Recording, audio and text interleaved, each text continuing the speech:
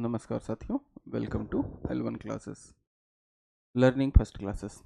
आज की इस क्लास में हम लोग 2023 का जो पेपर है एसएससी जल जीएसओ का, उसका पार्ट 2 मतलब जो 51 क्वेश्चन से आगे हम लोग सॉल्व करेंगे। 50 क्वेश्चंस तक हम लोग पहले सॉल्व कर चुके हैं पहले वीडियो में, और इस वीडियो में हम लोग 51 टू 100 क्वेश्चन जो हैं उसको हम सॉल्व करेंगे। और अब आगे से जब भी क्लास होगी तो उसमें कोशिश ये करेंगे कि पूरा पूरा पेपर एक साथ हल हो, और तो ज़्यादा अच्छा रहेगा, क्योंकि अ, एक साथ जो है कंटेंट रहे तो हमारे सबसे ज़्यादा कंफर्टेबल रहता है। बाकी आप लोग कमेंट बॉक्स में बताइएगा कैसा एक साथ आपको चाहिए है, 100 क्वेश्चन या 50-50, उस हिसाब से वीडियो बनाए जाएंगे। ठीक है, तो आइए हम लोग स्टार्ट करते हैं। हम लोग आज का जो क्वेश्चन पेपर है, इससे पहले थोड़ी सी प्रचार की बातें। L1 क्लासेस का यूट्यूब चैनल, टेलीग्राम का लिंक, और अगर आप L1 क्लासेस प्रयागराज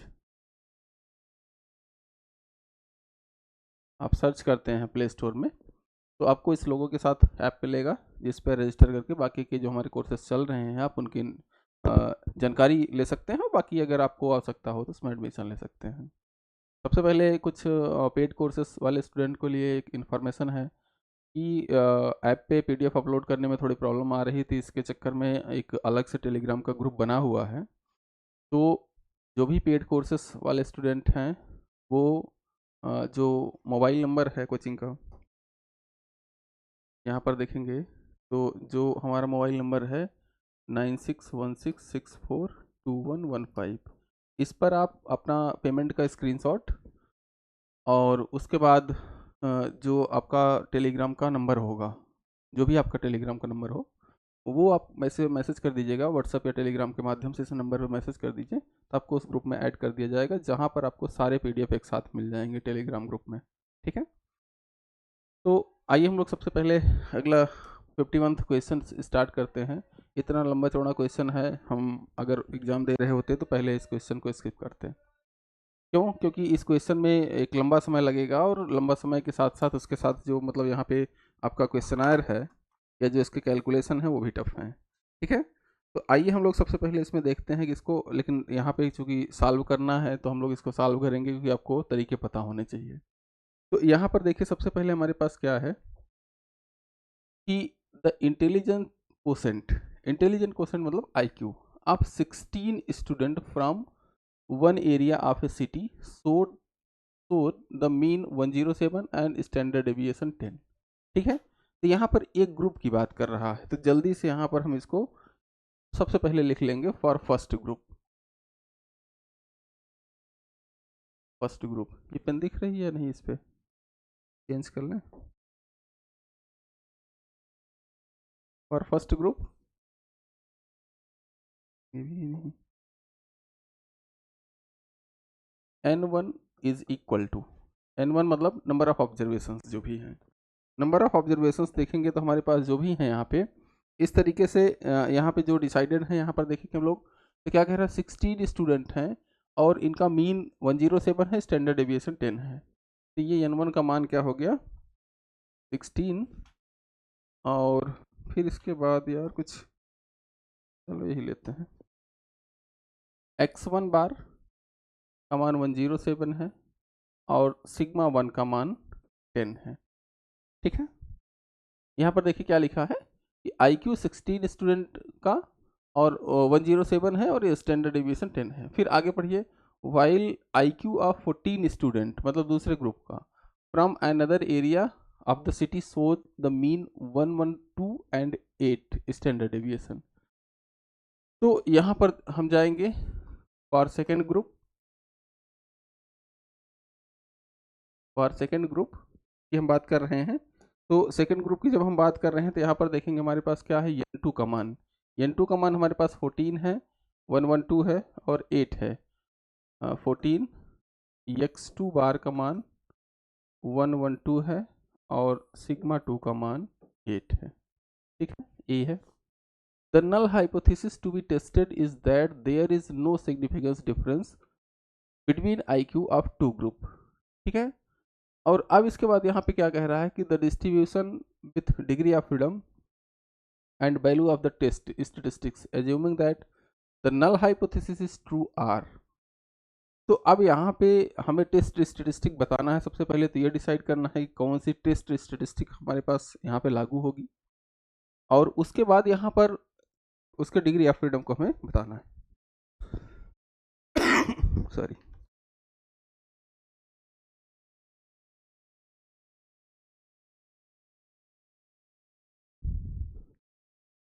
तो यहाँ पर देखेंगे हमारे पास क्या है कि सबसे पहले हमारे पास ये आपको क्लियर होना चाहिए था कि जो हमारे पास क्वेश्चन दिया गया है ये दो सैंपल्स दिए गए हैं, और उन सैंपल्स का हमें क्या करना है, मीन क्या चेक करना है।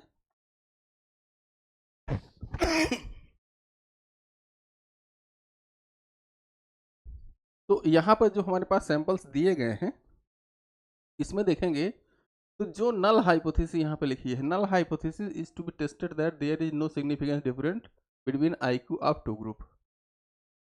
तो यहाँ पर हमारे पास क्या करना होता है कि जब दो ग्रुप्स की बात कर दी जाए और उनमें सिग्निफिकेंस डिफरेंसेस की बात की जाए तो उस केस में हम लोग टी डिस्ट्रीब्यूशन का यूज करते हैं। ठीक है, जब हम टी डिस्ट्रीब्यूशन का यूज करते हैं तो आपको यहाँ पे पहले स्पष्ट हो जाना चाहिए कि दो ऑप्शन तो आपके पास नहीं होगा काई स्क्वायर वाला। ठीक है, सॉरी यार थोड़ी सी। तो अब इसके बाद यहाँ पर हम देखते हैं कि हमारे पास जब हमें ये पता हो गया है कि हमारे पास टी डिस्ट्रीब्यूशन का यूज करना है, तो टी डिस्ट्रीब्यूशन का जब यूज करना है तो हमारे पास टी डिस्ट्रीब्यूशन का फार्मूला क्या होता है। तो यहाँ पर हम लिख रहे हैं कि we have the test statistic, the test statistic t बराबर x1 बार मतलब फर्स्ट टर्म का mean x2 bar upon under root s1 square upon n1 plus s2 square upon n2। ठीक है, ये हमारा टेस्ट स्टेटिस्टिक होता है और ये आपको वहाँ पे बताया जा चुका है।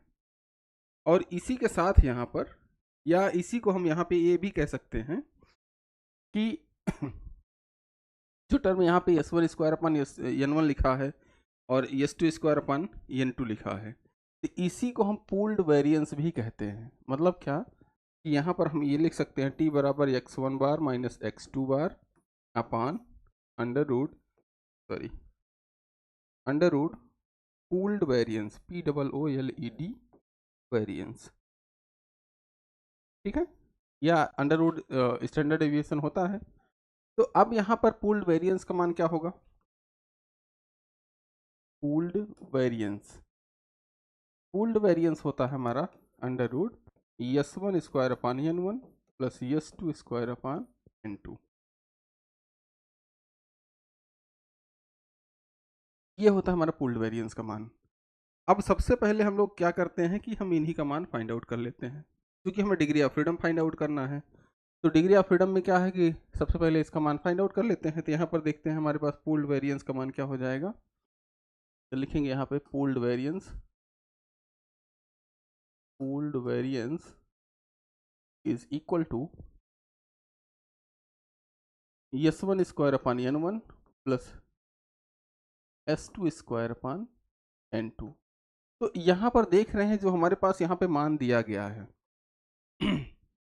मान क्या दिया है गया है कि जब हमारे पास आपको बताया गया है स्टेटिस्टिक्स जो हम मेन पोर्शन पढ़ाए हैं उसमें सैम्पलिंग का और जो भी पोर्शन आप पढ़े हैं उसमें ये बताया गया है कि जब हमारे पास पॉपुलेशन पैरामीटर प्रेजेंट ना हो या पॉपुलेशन पैरामीटर किसी केस में अगर एब्सेंस हो तो उस केस में हमारे पास यहाँ पर इसका एस्टिमेटेड मान यूज करते हैं। तो यहाँ पे सिग्मा 1 स्क्वायर अपान n1 होना चाहिए था, लेकिन s1 स्क्वायर अपान n1 इसलिए लिखा गया है क्योंकि वेरिएंस हमारा अननोन है इस केस का।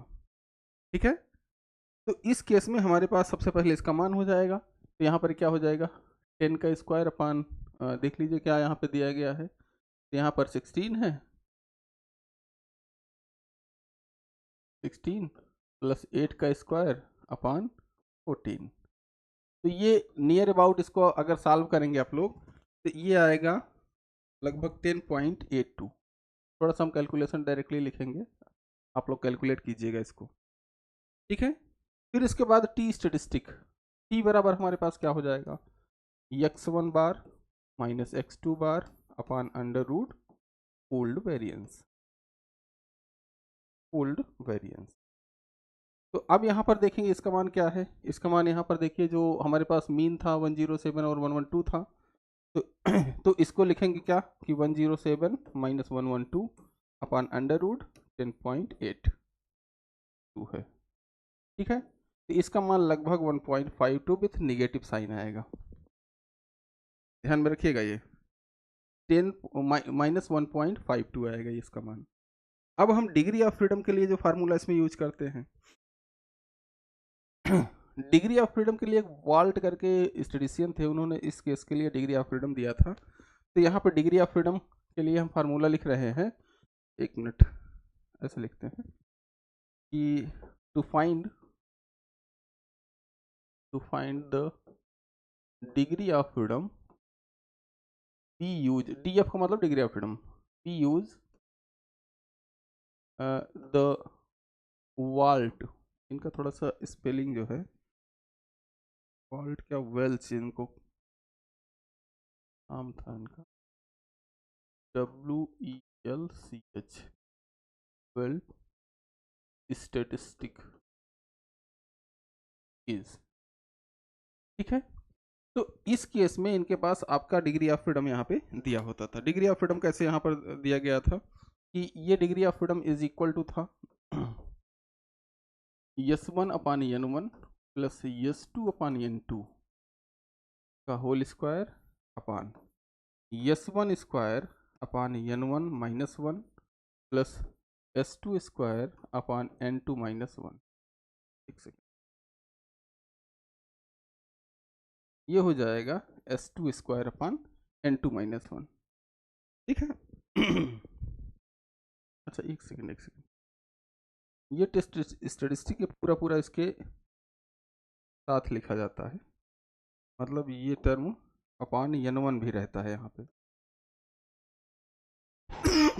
सॉरी, ठीक। तो ये आपका डिग्री ऑफ फ्रीडम का फार्मूला होता है।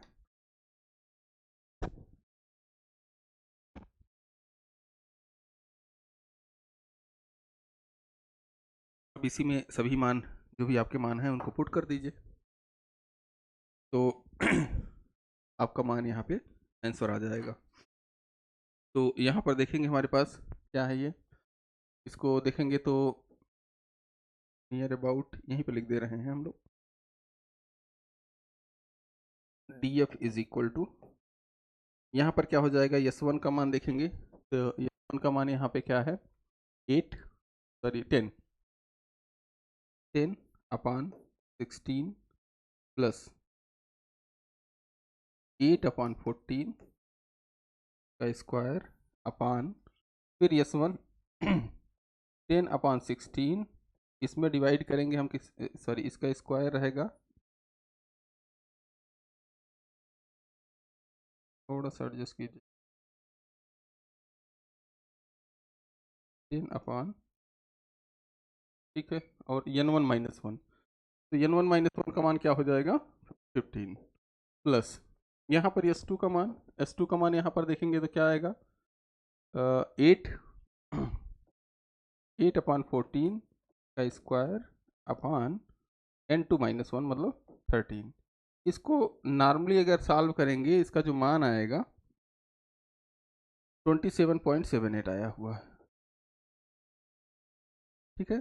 तो यहीं पे इसका मान 28 हो जाएगा, लगभग डिग्री ऑफ फ्रीडम जो राउंड अप करके लिखा जाता है 27.7 है, इसका मतलब ये 28 हो जाएगा, राउंड अप करके लिखा जाता है।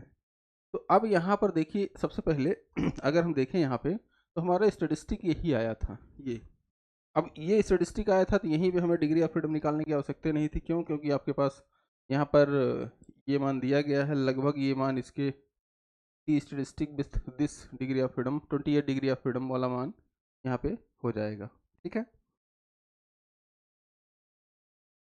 हाँ, ये distribution with 28 degree of freedom, क्योंकि यहाँ पर जो वैल्यूएशन दी गई है वो निगेटिव में नहीं दी गई है, तो यहाँ पर एक काम ये भी हम लोग कर सकते हैं कि निगेटिव में वैल्यूएशन नहीं है तो यहाँ पे इसको चाहे x1 बार माइनस x2 बार लिखिए या x2 बार माइनस x1 बार, मतलब ये दोनों का डिफरेंस यहाँ पे क्रिएट होता है। ठीक है, तो यहाँ पे एग्जैक्ट हमने फार्मूला यूज किया जब उस केस के लिए ये होता है जब आपके पास IASS वगैरह का पेपर आप दे रहे हो और उसमें रिटर्न आपको लिखना हो। रिटर्न लिखने का मतलब क्या हो गया कि आपको उसमें प्लस माइनस जो भी आपका कैलकुलेशन है वो वहाँ पे शो होना चाहिए, तो इस केस में हमारे पास ऐसा लिखा जाता है। ठीक है, तो और यहाँ पे नहीं है तो इसको लगभग ये एस्टिमेटेड मान है और ये 1.52 आ रहा है और आप लोग कहेंगे यहाँ पे आंसर में 1.45 है, तो ये लगभग एग्जैक्ट मान है। ठीक है, इन्होंने जो जो पेपर जिसने बनाया होगा उसने एग्जैक्ट वैल्यू कैलकुलेट की हुई होगी, हम यहाँ पे लगभग वैल्यू लिख रहे हैं। ठीक है, तो ये चीज़ें जब हम ऑब्वियस सी बात है जब ये सब मान यहाँ पे आएंगे, इनका स्क्वायर होगा प्लस होगा फिर स्क्वायर होगा, तो ऑब्वियस सी बात है कि एक तरीके का टेक्निकल जो है थोड़ा सा टफ हो जाता है क्वेश्चन, और कैलकुलेशन टफ होता है तो फिर आदमी थोड़ा सा जो है जल्दी के चक्कर में कैलकुलेटर का यूज करता है। यहाँ तो हमने मान लीजिए कैलकुलेटर यूज कर लिया, आपके पास कैलकुलेटर नहीं रहेगा, तो उस केस के लिए आप लोग तैयार रहिएगा। हालांकि इस टाइप का जब क्वेश्चन फंसे तो इसको मतलब स्किप कर जाइएगा, ज़्यादा अच्छा रहेगा।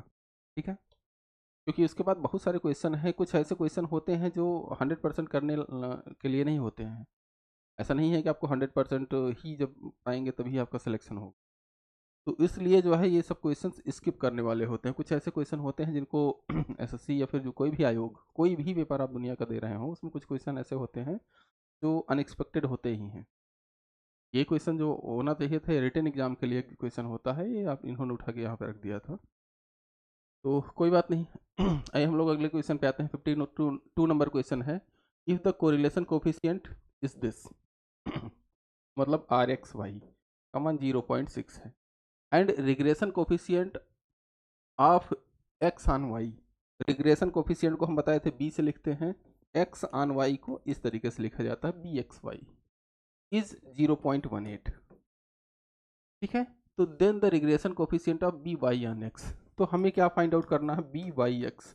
B Y X find out करने के लिए आपको क्या बताया गया था, एक फार्मूला बताया गया था कि दोनों रिग्रेशन कोफिशिएंट जो भी होते हैं इनका ज्योमेट्रिक मीन आर के बराबर होता है या इन दोनों का मल्टीप्लिकेशन आर स्क्वायर के बराबर होता है।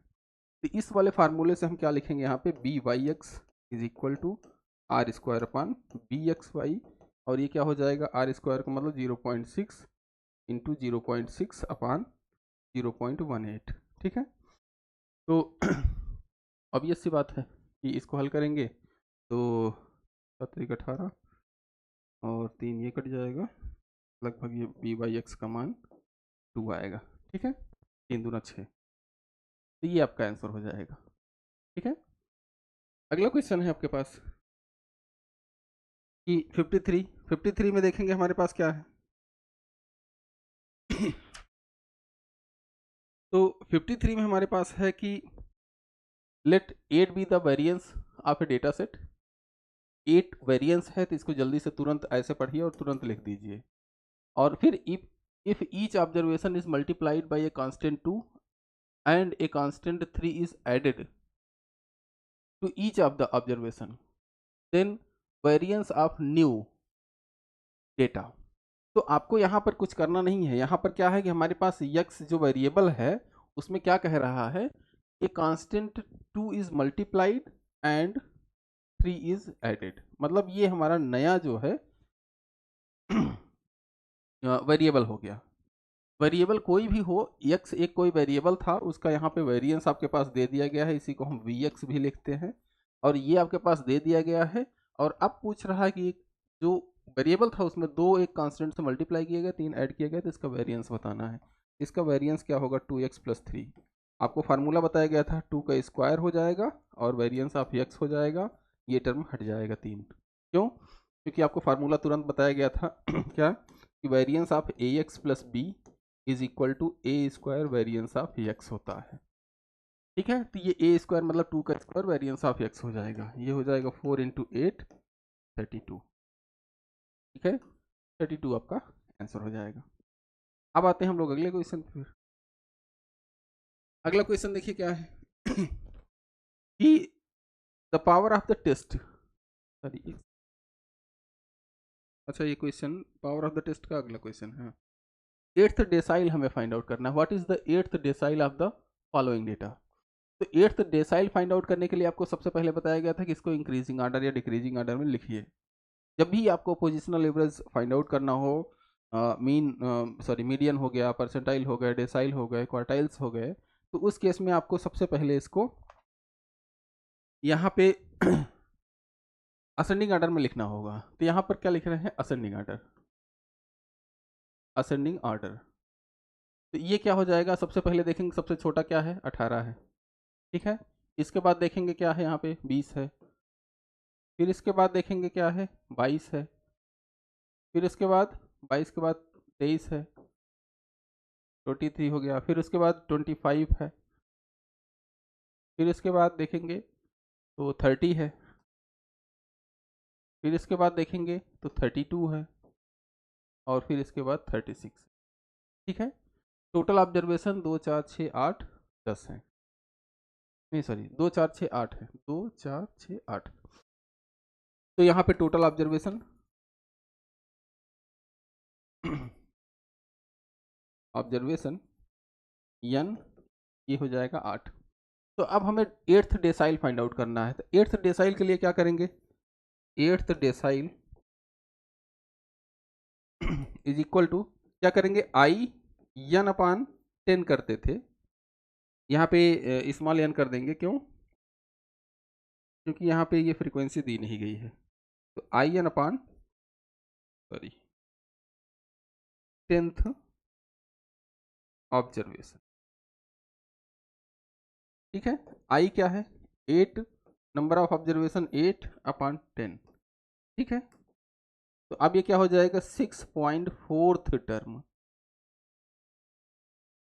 ठीक है, 6.4th टर्म। तो 6.4th टर्म को जनरली हम लोग क्या करते हैं कि इस केस में हम राउंड अप कर देते हैं। ऑब्वियस सी बात है कि 6.4th टर्म का मतलब क्या होगा, पहला, दूसरा, तीसरा, चौथा, पांचवा, छठवां, सातवां और आठवां। तो जो आपके पास यहाँ पर डेटा दिया गया है ये इसी बीच का है, इसलिए यहाँ पर क्या करेंगे कि जो हमारा 7th टर्म हो जाएगा, 7th टर्म जो भी रहेगा, ये 7th टर्म हमारा 32 है, तो ये आपका 32 यहाँ पे आंसर हो जाएगा। ठीक है, सेकेंड।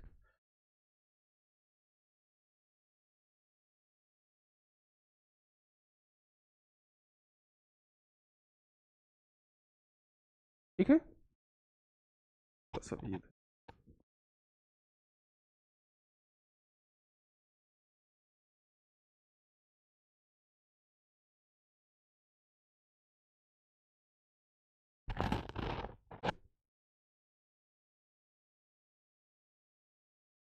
ठीक है, चलिए एडजस्ट कीजिए। 6.4th टर्म ये दिख रहा है, तो ये 6.4th टर्म यहाँ पे आपका जो भी रहेगा वो आंसर आएगा। लेकिन अगर यहाँ पे एग्जैक्ट मान दे दिया गया होता इस सीरीज में, तो एग्जैक्ट मान फाइंड आउट करने के लिए इसमें हम आगे के टर्म जाएंगे। ध्यान दीजिएगा कि ये हमेशा राउंड अप होता है इस तरीके से, पोजिशनल एवरेज, भले ही यहाँ पे 0.4 हो, 0.6 हो, 0.1 हो। जैसे आप लोग मैथमेटिक्स में हल करते हैं ना कि किसी काम को करने के लिए अगर जो काम और समय वाला जो वर्क और जो टाइम वाला क्वेश्चन होता है मैथमेटिक्स में, अगर उसमें देखेंगे तो किसी काम को करने के लिए जो मजदूरों की संख्या है अगर वो आ गई 5.2, तो इसका मतलब ये नहीं होता कि 5 मजदूर हैं और 0.2 उसका काटेंगे किसी छठे मजदूर का, उसमें क्या है, राउंड अप कर देते हैं। तो जब यहाँ पे एग्जैक्ट नंबर के रूप में ये ऑब्जर्वेशंस दिए गए हों और ऑब्जेक्टिव क्वेश्चन हो, तो इस तरीके से आपको सोल्यूशन यहाँ पे लगाना होगा 7th टर्म। ठीक है, लेकिन जब यही टर्म आपको एग्जैक्टली कैलकुलेट करना हो, ये सपोज करिए रिटन एग्जाम हो, तो रिटन एग्जाम के केस में, उस केस में यहाँ पर हम थोड़ा सा आपको अलग बता रहे हैं कि उस केस में इसको हम लिखते हैं से 6th term plus 0.4th into into इसमें क्या करते हैं 7th term minus 6th term. मतलब ये हम देखते हैं कि ये 6 मतलब 1 2 3 4 5 6 इन दोनों के बीच में आपका 8th डेसाइल एग्जिस्ट करेगा। तो 6th टर्म में देखेंगे 30 है हमारे पास। अब ये 30 लिखा जाएगा 0.4, यहाँ का जो मल्टीप्लायर रहेगा वो यहाँ पे आएगा। 7th टर्म क्या है 36 माइनस 2 32। ठीक है, इसको हल करेंगे तो 31 पॉइंट समथिंग आएगा, एक्चुअली दिख रहा है तो एक सेकंड हम बता दे रहे हैं, 31.6 आएगा ये। तो ये आपका एग्जैक्ट आंसर होगा जब रिटन एग्जाम रहेगा। लेकिन यहाँ पे चूंकि आपका ऑब्जेक्टिव एग्जाम है तो ऑब्जेक्टिव एग्जाम के केस में इस आपको 32 यहाँ पे आपका आंसर हो जाएगा। ठीक है, 7th टर्म। ऐसा नहीं यहाँ पे ये कोशिश ना करिएगा बिल्कुल कि 6th टर्म को वो लपेट दीजिए, 6th टर्म गलत होगा। जब भी यहाँ पे इस पॉइंट में समथिंग आता है आपको अगला नंबर ही यहाँ पे आंसर टिक करना है। ठीक है, अगले क्वेश्चन पे आते हैं हम लोग। अगला क्वेश्चन क्या है, power of the test is तो power of test 1 minus beta आपको बताया गया था कि इसको लिखते हैं प्रोबेबिलिटी ऑफ एक्सेप्ट नहीं, अच्छा 1 माइनस बीटा, तो इसको पूरा पूरा ऐसे लिखेंगे 1 minus probability of accept H not when H1 is true. ठीक है, तो यही टर्म होता है। तो क्या है, power of the test is 1 minus type 2 error, तो 1 माइनस बीटा यही होता है। इसको हम लिख सकते हैं क्या कि reject probability that reject H not when H1 is true. ठीक है, किसी चीज़ के रिजेक्शन की जो चीज़ होती है या रिजेक्शन का जो टर्म होता है उसको हम हमेशा पावर बोलते हैं। ठीक है, जैसे आपको एसएससी नौकरी दे रही हो, आपने एक्सेप्ट कर लिया तो उसमें पावर कहाँ आपकी, आप 4 जगहों पर सिलेक्शन लीजिए उसके बाद रिजेक्ट करिए, तब देखिए समाज आपकी कितनी वैल्यू करता है। ठीक है, तो ये चीज़ें आपको हमेशा ध्यान में रखनी है कि स्टेटिस्टिक्स में भी हम राजनीति घुसा रहे हैं। अगला क्वेश्चन है कि for the observation this the harmonic mean is equal to, तो हार्मोनिक मीन के लिए आपको फार्मूला बताया गया था कि यहाँ पर जो हमारे पास हार्मोनिक मीन होता है वो रेसिप्रोकल होता है अर्थमेटिक मीन का ऑफ रेसिप्रोकल ऑफ ऑब्जर्वेशन। तो यहाँ पर 1 अपान अर्थमेटिक मीन, सॉरी एक सेकेंड थोड़ा सा इसको, 1 upon arithmetic mean of reciprocal of observations, ये इसका फार्मूला होता है। तो ये क्या हो जाएगा 1 अपान हर एक ऑब्जर्वेशन का रेसिप्रोकल निकालिए, 1/1 plus 1/2 plus 1/3 plus 1/4 plus 1/5 plus 1/6 plus 1/7 plus 1/8। ठीक है, फिर टोटल में डिवाइड करिए, अर्थमेटिक मीन निकाल रहे हैं जितने ऑब्जर्वेशन है 8 से, तो ये इसको हम क्या लिखेंगे डायरेक्टली अगर लिखना हो तो 8/1/1 plus 1/2 plus 1/3 plus 1/4 plus 1/5 plus 1/6 plus 1/7 plus 1/, इसको अगर एग्जैक्टली थोड़ा सा हल करेंगे तो ये आपका मान आएगा इसमें 2.94। ठीक है, तो ये आपका आंसर हो जाएगा 2.94। ठीक है, बाकी ये एसएससी में जोड़ना सिखाया गया होगा यार, ये ट्रिक होते हैं इसके जोड़ने के, तो ये चीज़ें हम एक्सेप्ट मान लेते हैं कि आप लोग यहाँ पे जोड़ना इसको सीखे हैं। ठीक, अदरवाइज ये मैथ वाले की जो मैथ की क्लास है उसमें जाके देखेंगे तो ये चीज़ें बताई गई हैं आपको एसएससी।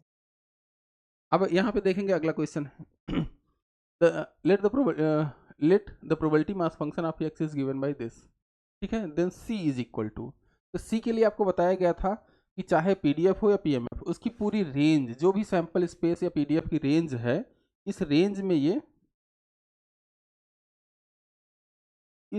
ये हमारा क्वेश्चन या जो हमारे पास इक्वेशन है वो 1 होना चाहिए।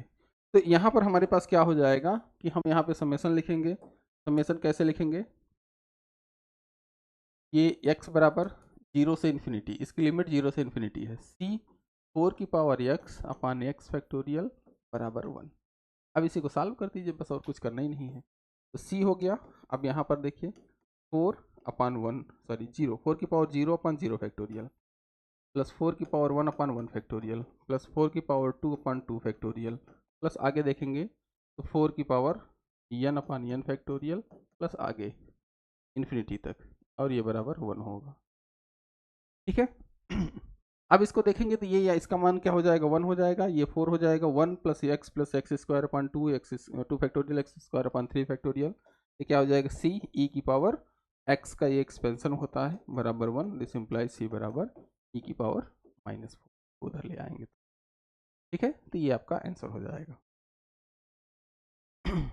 ठीक है, अगला question, the third central moment of the normal distribution. तो हम यहाँ पे जानते हैं चूंकि हमारा जो नॉर्मल डिस्ट्रीब्यूशन होता है वो क्या होता है, सिमेट्रिक होता है।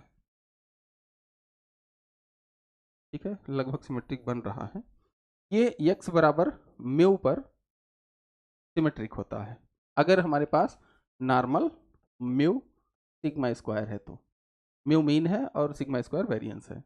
और ये इस केस में हमारे पास x बराबर म्यू पर सिमेट्रिक होता है। सिमेट्रिक का मतलब क्या हो गया कि x बराबर म्यू का जो मान है उसके आधा इधर इसका एरिया होगा और आधा इधर एरिया होगा।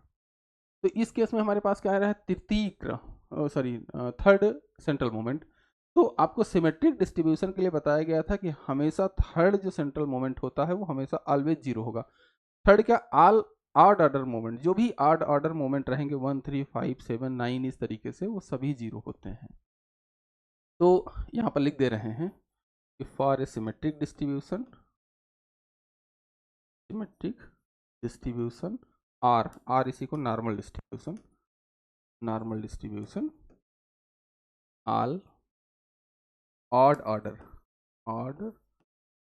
ऑर्डर मोमेंट इज, ठीक है, इसका मतलब क्या हो गया, म्यू 2r+1 का जितना भी मान आएगा ये जीरो आएगा। ठीक है। तो इस केस में क्या हो जाएगा, तीसरा हो कुछ भी हो, ये क्या आपका मान जीरो हो जाएगा। मतलब ये सब क्वेश्चन ऐसे हैं जिसमें कुछ आपको हल नहीं करना है, डायरेक्ट आंसर आप लगाइए। अगला क्वेश्चन है, when performing one way classification one way analysis of variance which statistical test is used. तो जब भी आपको यहाँ पे एक चीज़ यहाँ पे ध्यान में रखना है कि जब भी हम इनोवा टेस्ट की बात करते हैं तो उस केस में हमारे पास यफ टेस्ट का यूज होता है। ठीक है, और जब यहाँ पे बोल दे कि one way analysis for variance of variance है, तो इस केस में आपको यहाँ पर क्वेश्चन में हमेशा एफ टेस्ट का यूज करना है, एफ टेस्ट का, जबकि आपका ये आंसर दिया गया था काई स्क्वायर आपका आंसर गलत होगा। इस केस में एनालिसिस ऑफ वेरिएंस के केस में हमेशा चाहे 1 वे हो चाहे 2 वे हो, हम जो टेस्ट स्टेटिस्टिक यूज करते हैं वो होता है एफ टेस्ट। ठीक है, और काई स्क्वायर टेस्ट जो होता है वो क्वालिटेटिव डेटा का मेजरमेंट करता है। जब हमारे पास कुछ ऐसे डेटा होते हैं जिनका हम न्यूमेरिकल मेजरमेंट ना कर पाएँ, तो उस केस में हम काई स्क्वायर या काई स्क्वायर को बोला जाता है goodness of the fit test. इस टेस्ट को यहाँ पर हम बोलते हैं गुडनेस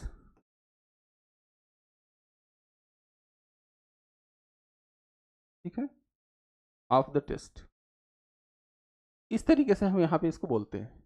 तो जब हमारे पास किसी भी क्वालिटी कैरेक्टर की बात हो तो उस केस में हम काई स्क्वायर टेस्ट का यूज करते हैं, और जब हमारा एनालिसिस ऑफ वेरिएंस हो चाहे 1 वे हो 2 वे, तो उस केस में हमारे पास यहाँ पे एफ टेस्ट का यूज करते हैं। तो इसका एसएससी ने आंसर गलत दिया था। ठीक है, इसका एसएससी ने आंसर गलत दिया हुआ है, आप लोग उसको जाके चेक करिए। अब इसके बाद यहाँ पे Laspeyres index is this, Laspeyres index को एल से नॉर्मली लिखते हैं 119.4, और फिर इसके बाद क्या है, पास से जो इंडेक्स है इसका 118.7 मान है। तो कह रहा Fisher's ideal index number, Fisher's ideal index number जो होता है एफ बराबर होता है इन दोनों का ज्योमेट्रिक मीन होता है। ये ज्योमेट्रिक मीन का मतलब अंडर रूट एलपी। तो ये क्या हो जाएगा, अंडर रूट 119.4 इंटू 118.7। तो इसका जो 118 119 के बीच में जो आपका आंसर हो उसी को टिक कर सकते हैं।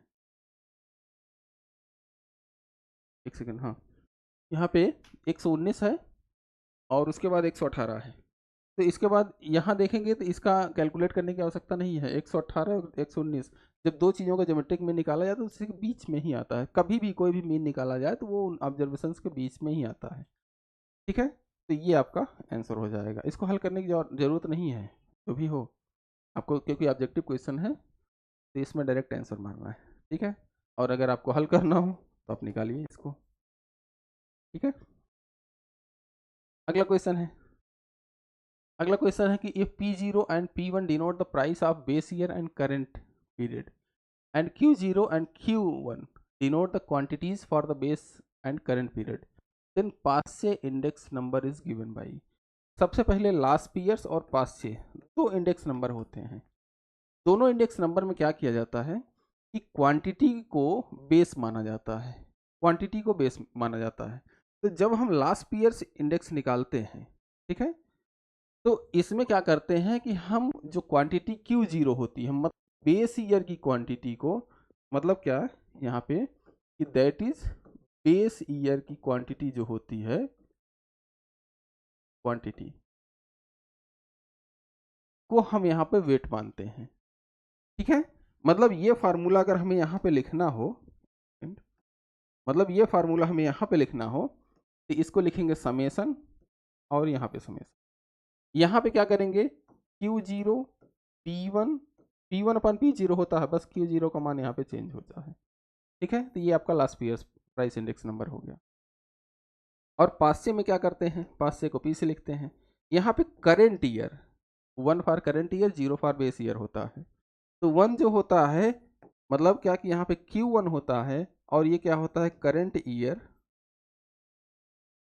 ईयर क्वांटिटी को हम यहाँ पे सॉरी वेट मानते हैं।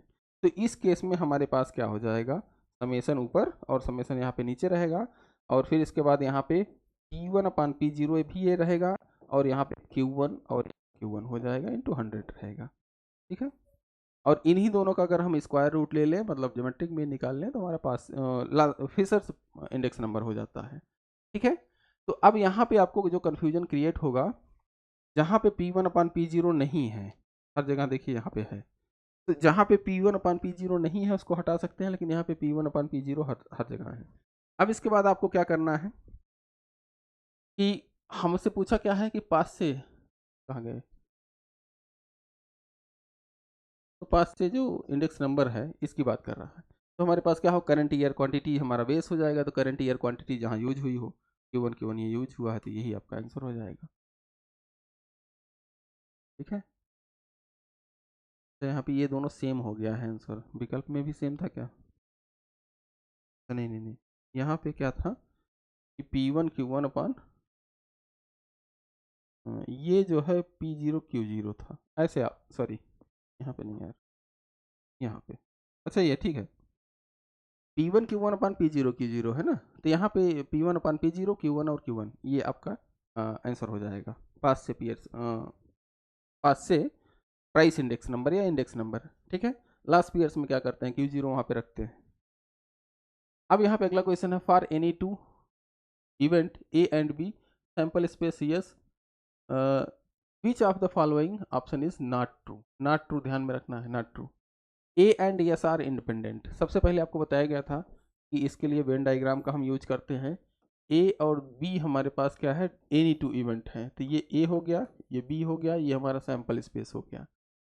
ए और यस, ए और यस हमारे पास क्या होगा कि पूछ रहा है कि हमारे पास इसमें कौन सा ट्रू नहीं है।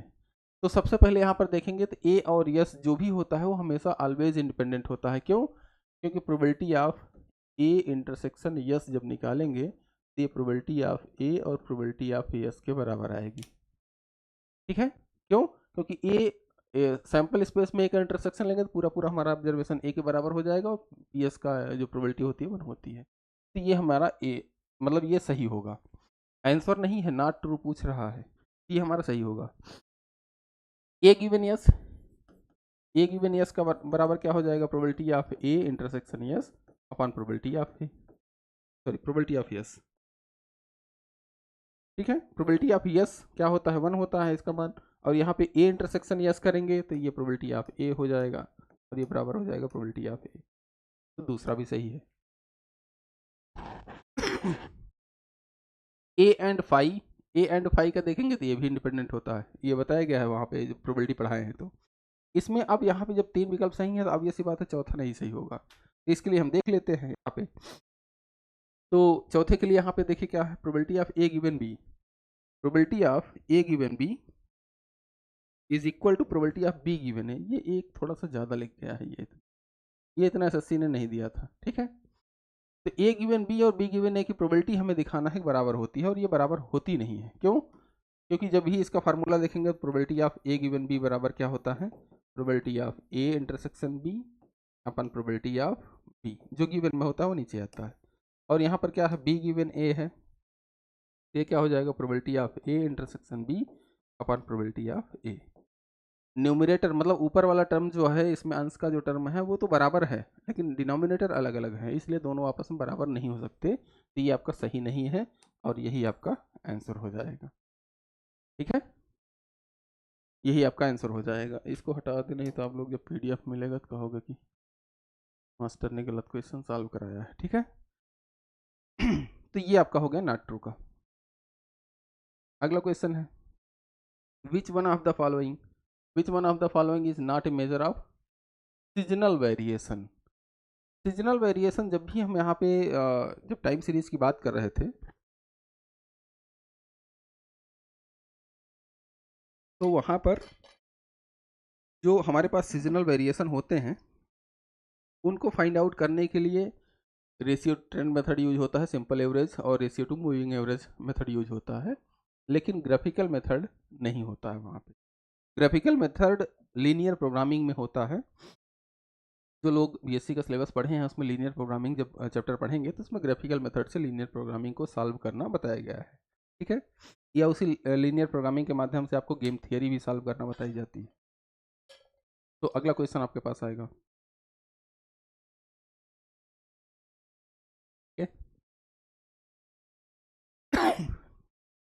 The limit of multiple correlation. तो मल्टीपल कोरिलेशन की जल्दी से लिमिट बता दीजिए, इसमें कुछ सोचना ही नहीं है, 0 से 1 के बीच में होती है लिमिट, ठीक। अगला क्वेश्चन है कि if alpha is the level of significance and 1 minus alpha is increases, 1 minus alpha का मतलब क्या होता है, ये लेवल ऑफ सिग्निफिकेंस है। तो लेवल ऑफ सिग्निफिकेंस का मतलब होता है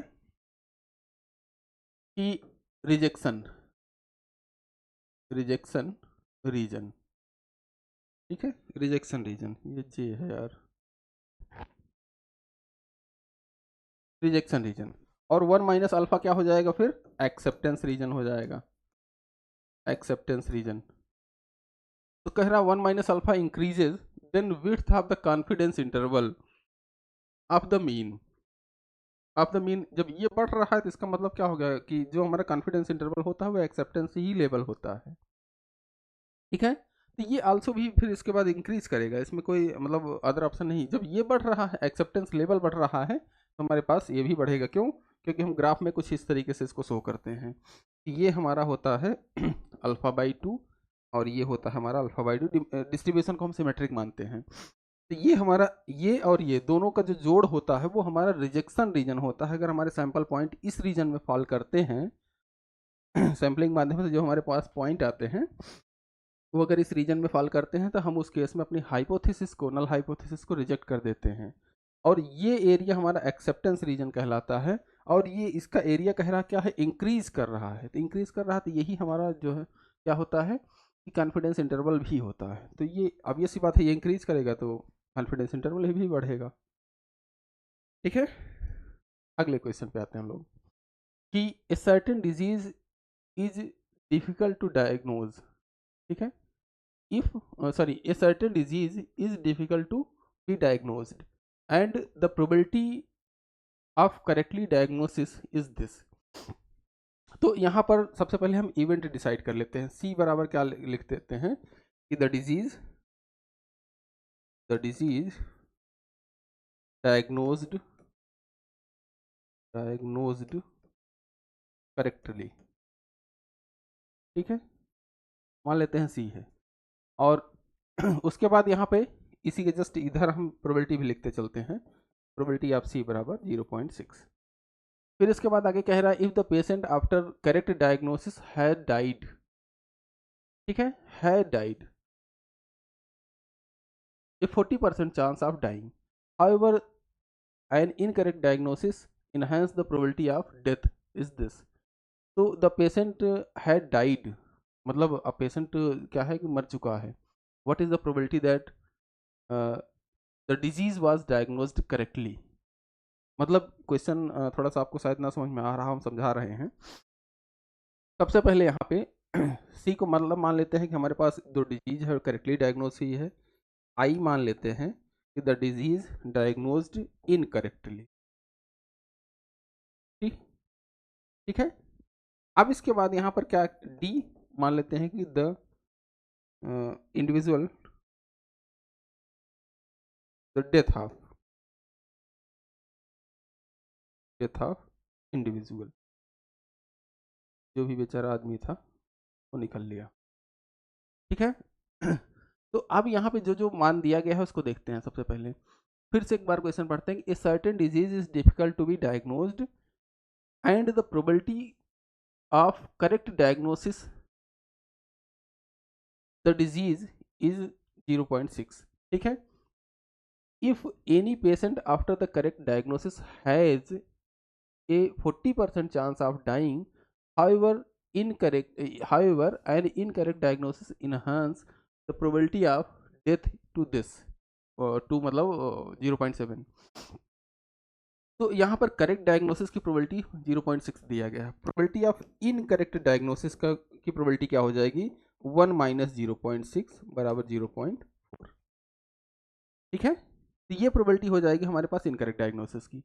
अब उसके बाद कह रहा है कि जब हमारे पास if a patient after correct diagnosis has a 40% chance of dying, मतलब क्या कि हमारे पास प्रोबेबिलिटी इस बात की दिया गया है कि पेशेंट की डेथ होती है आफ्टर करेक्ट डायग्नोसिस। 40% का मतलब क्या हो गया, 40/100, और ये क्या हो जाएगा 40/100 का मतलब क्या हो गया, 20 से काट देते हैं, और ठीक है। अब उसके बाद ये डी गिवन सी आ गया। अब डी गिवन सी आ गया तो अब इसके बाद आप हमें बता दीजिए जल्दी से सी, सॉरी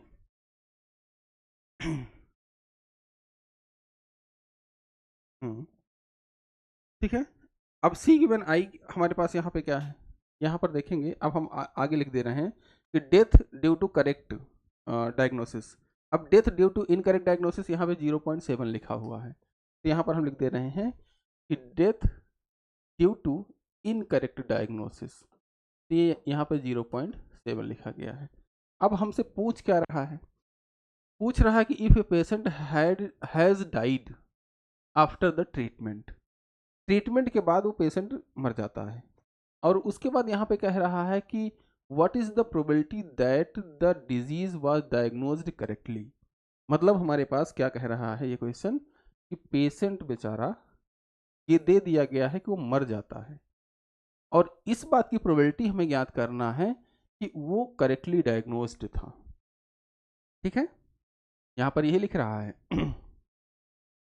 हिंदी में पढ़िए, यदि उपचार के बाद मरीज की मृत्यु हो गई है तो सही निदान होने की संभावना क्या है, ठीक है।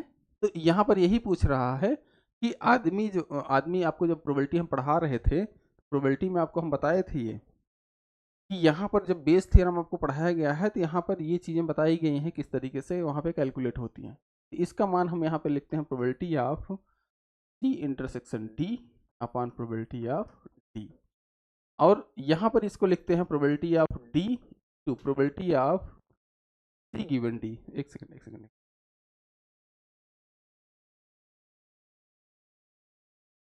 इसको फिर हम ब्रेक करते हैं जो हमारे पास प्रोबेबिलिटीज दी गई हैं। तो प्रोबेबिलिटी हमारे पास किस किस चीज़ की दी गई है, तो ये आती है probability of C into probability of D given C upon, फिर यहाँ पे D probability of death, total probability theorem से इसको हम ब्रेक करेंगे, इसको लिखेंगे प्रोबेबिलिटी ऑफ सी, मतलब करेक्ट डायग्नोसिस हो और इस कारण से पेशेंट की डेथ हो जाती है, और फिर इनकरेक्ट डायग्नोसिस हो और डेथ हो जाती है ड्यू टू इनकरेक्ट डायग्नोसिस, ठीक है।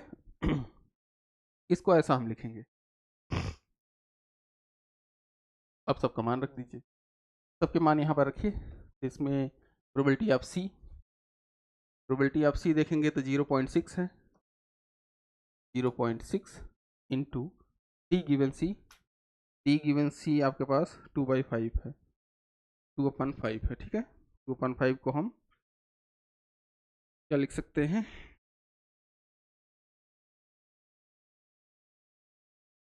4, 5 को 20 ना, 2.4 अपान ये क्या हो जाएगा 0.6 इंटू 0.4 प्लस 0 पॉइंट, यहाँ पे प्रोबेबिलिटी ऑफ इनकरेक्ट डायग्नोसिस की प्रोबेबिलिटी 0.4 है इंटू 0.7। इसी को आप अगर हल करेंगे तो इसका जो मान आएगा ये आपका आंसर हो जाएगा। ठीक है, तो ये 6/13 आया है, ये आपका आंसर हो जाएगा। 6/13 आपका ये वाला आंसर हो जाएगा, बी, दूसरा ऑप्शन। तो ये इस तरीके की ध्यान में रखिएगा, प्रोबेबिलिटीज में बहुत उलझिएगा नहीं। एक बार में अगर आपको क्वेश्चन आ जाता है कि आप इवेंट डिफाइन कर लेते हो तो आप उसके पीछे पढ़िएगा, अदरवाइज स्किप कर जाइएगा जब तक आप लास्ट तक पहुंच ना जाइए। हम बार बार आपको यही बता रहे हैं कि जो क्वेश्चन पहली बार में आपको नहीं आता है उसको स्किप कर जाना ही उचित है। स्किप करके आगे आप चले जाइए, क्या पता कुछ इस तरीके से क्वेश्चन दिए गए हों आगे आगे जो सरल सरल क्वेश्चन होते हैं, और जब सरल क्वेश्चन आपका छूट जाएगा तो फिर बहुत दिक्कत होगी। ठीक है, तो अब आगे देखिए, आगे जो क्वेश्चंस हैं इसमें देखिए कितने आसानी से आ जाएंगे इनके मान। इसमें क्या कह रहा है कि consider the sample space this and events this. अब इसमें कह रहा है कि ए बी सी डी ई ये म्यूचुअली एक्सक्लूसिव हैं, एग्जॉस्टिव इवेंट हैं, या इसमें इन्हीं दोनों म्यूचुअली एक्सक्लूसिव और एग्जॉस्टिव की बात कर रहा है। तो आपको यहाँ पे सबसे पहले ध्यान देना है कि म्यूचुअली एक्सक्लूसिव की कंडीशन क्या थी। जब भी कोई इवेंट म्यूचुअली एक्सक्लूसिव, या उसी को हम डिसज्वाइंट भी बोले थे प्रोबेबिलिटी थियरी में, और जब प्रोबेबिलिटी थियरी में म्यूचुअली एक्सक्लूसिव और डिसज्वाइंट को पढ़ा रहे थे तो एक कंडीशन बताए थे कि हमारे पास जब भी किसी भी दो घटना को ए और बी को हम कहेंगे ये हमारा डिसज्वाइंट है, मतलब इसके बीच में कोई भी इंटरसेक्शन नहीं होगा, कोई भी इंटरसेक्शन नहीं होगा। मतलब क्या कि दोनों के बीच में इंटरसेक्शन 0 अगर है, मतलब क्या निल है, तो इस केस में हमारे पास दोनों इवेंट डिसज्वाइंट या म्यूचुअली एक्सक्लूसिव होंगे। तो यहाँ पर ए इंटरसेक्शन बी में देख लीजिए, ए इंटरसेक्शन बी में यहाँ पे क्या है, अब यहाँ पे ए इंटरसेक्शन बी यहाँ पर देखेंगे तो 1 आएगा, बी इंटरसेक्शन सी निकालेंगे तब भी देख रहे हैं 1 ही है, सी इंटरसेक्शन डी निकालेंगे, ये डी है, सी इंटरसेक्शन डी निकालेंगे तो सी और डी के बीच में देखेंगे यहाँ 5 आ रहा है। फिर उसके बाद डी इंटरसेक्शन ई निकालेंगे तो यहाँ पर देखेंगे फिर से 5 आ रहा है। ठीक है, और फिर इसके बाद अलग अलग ए का डी का, ए का सी के साथ, ए का फिर अदर जितने कॉम्बिनेशन पॉसिबल हैं सबका निकालना पड़ेगा, और उसमें से किसी एक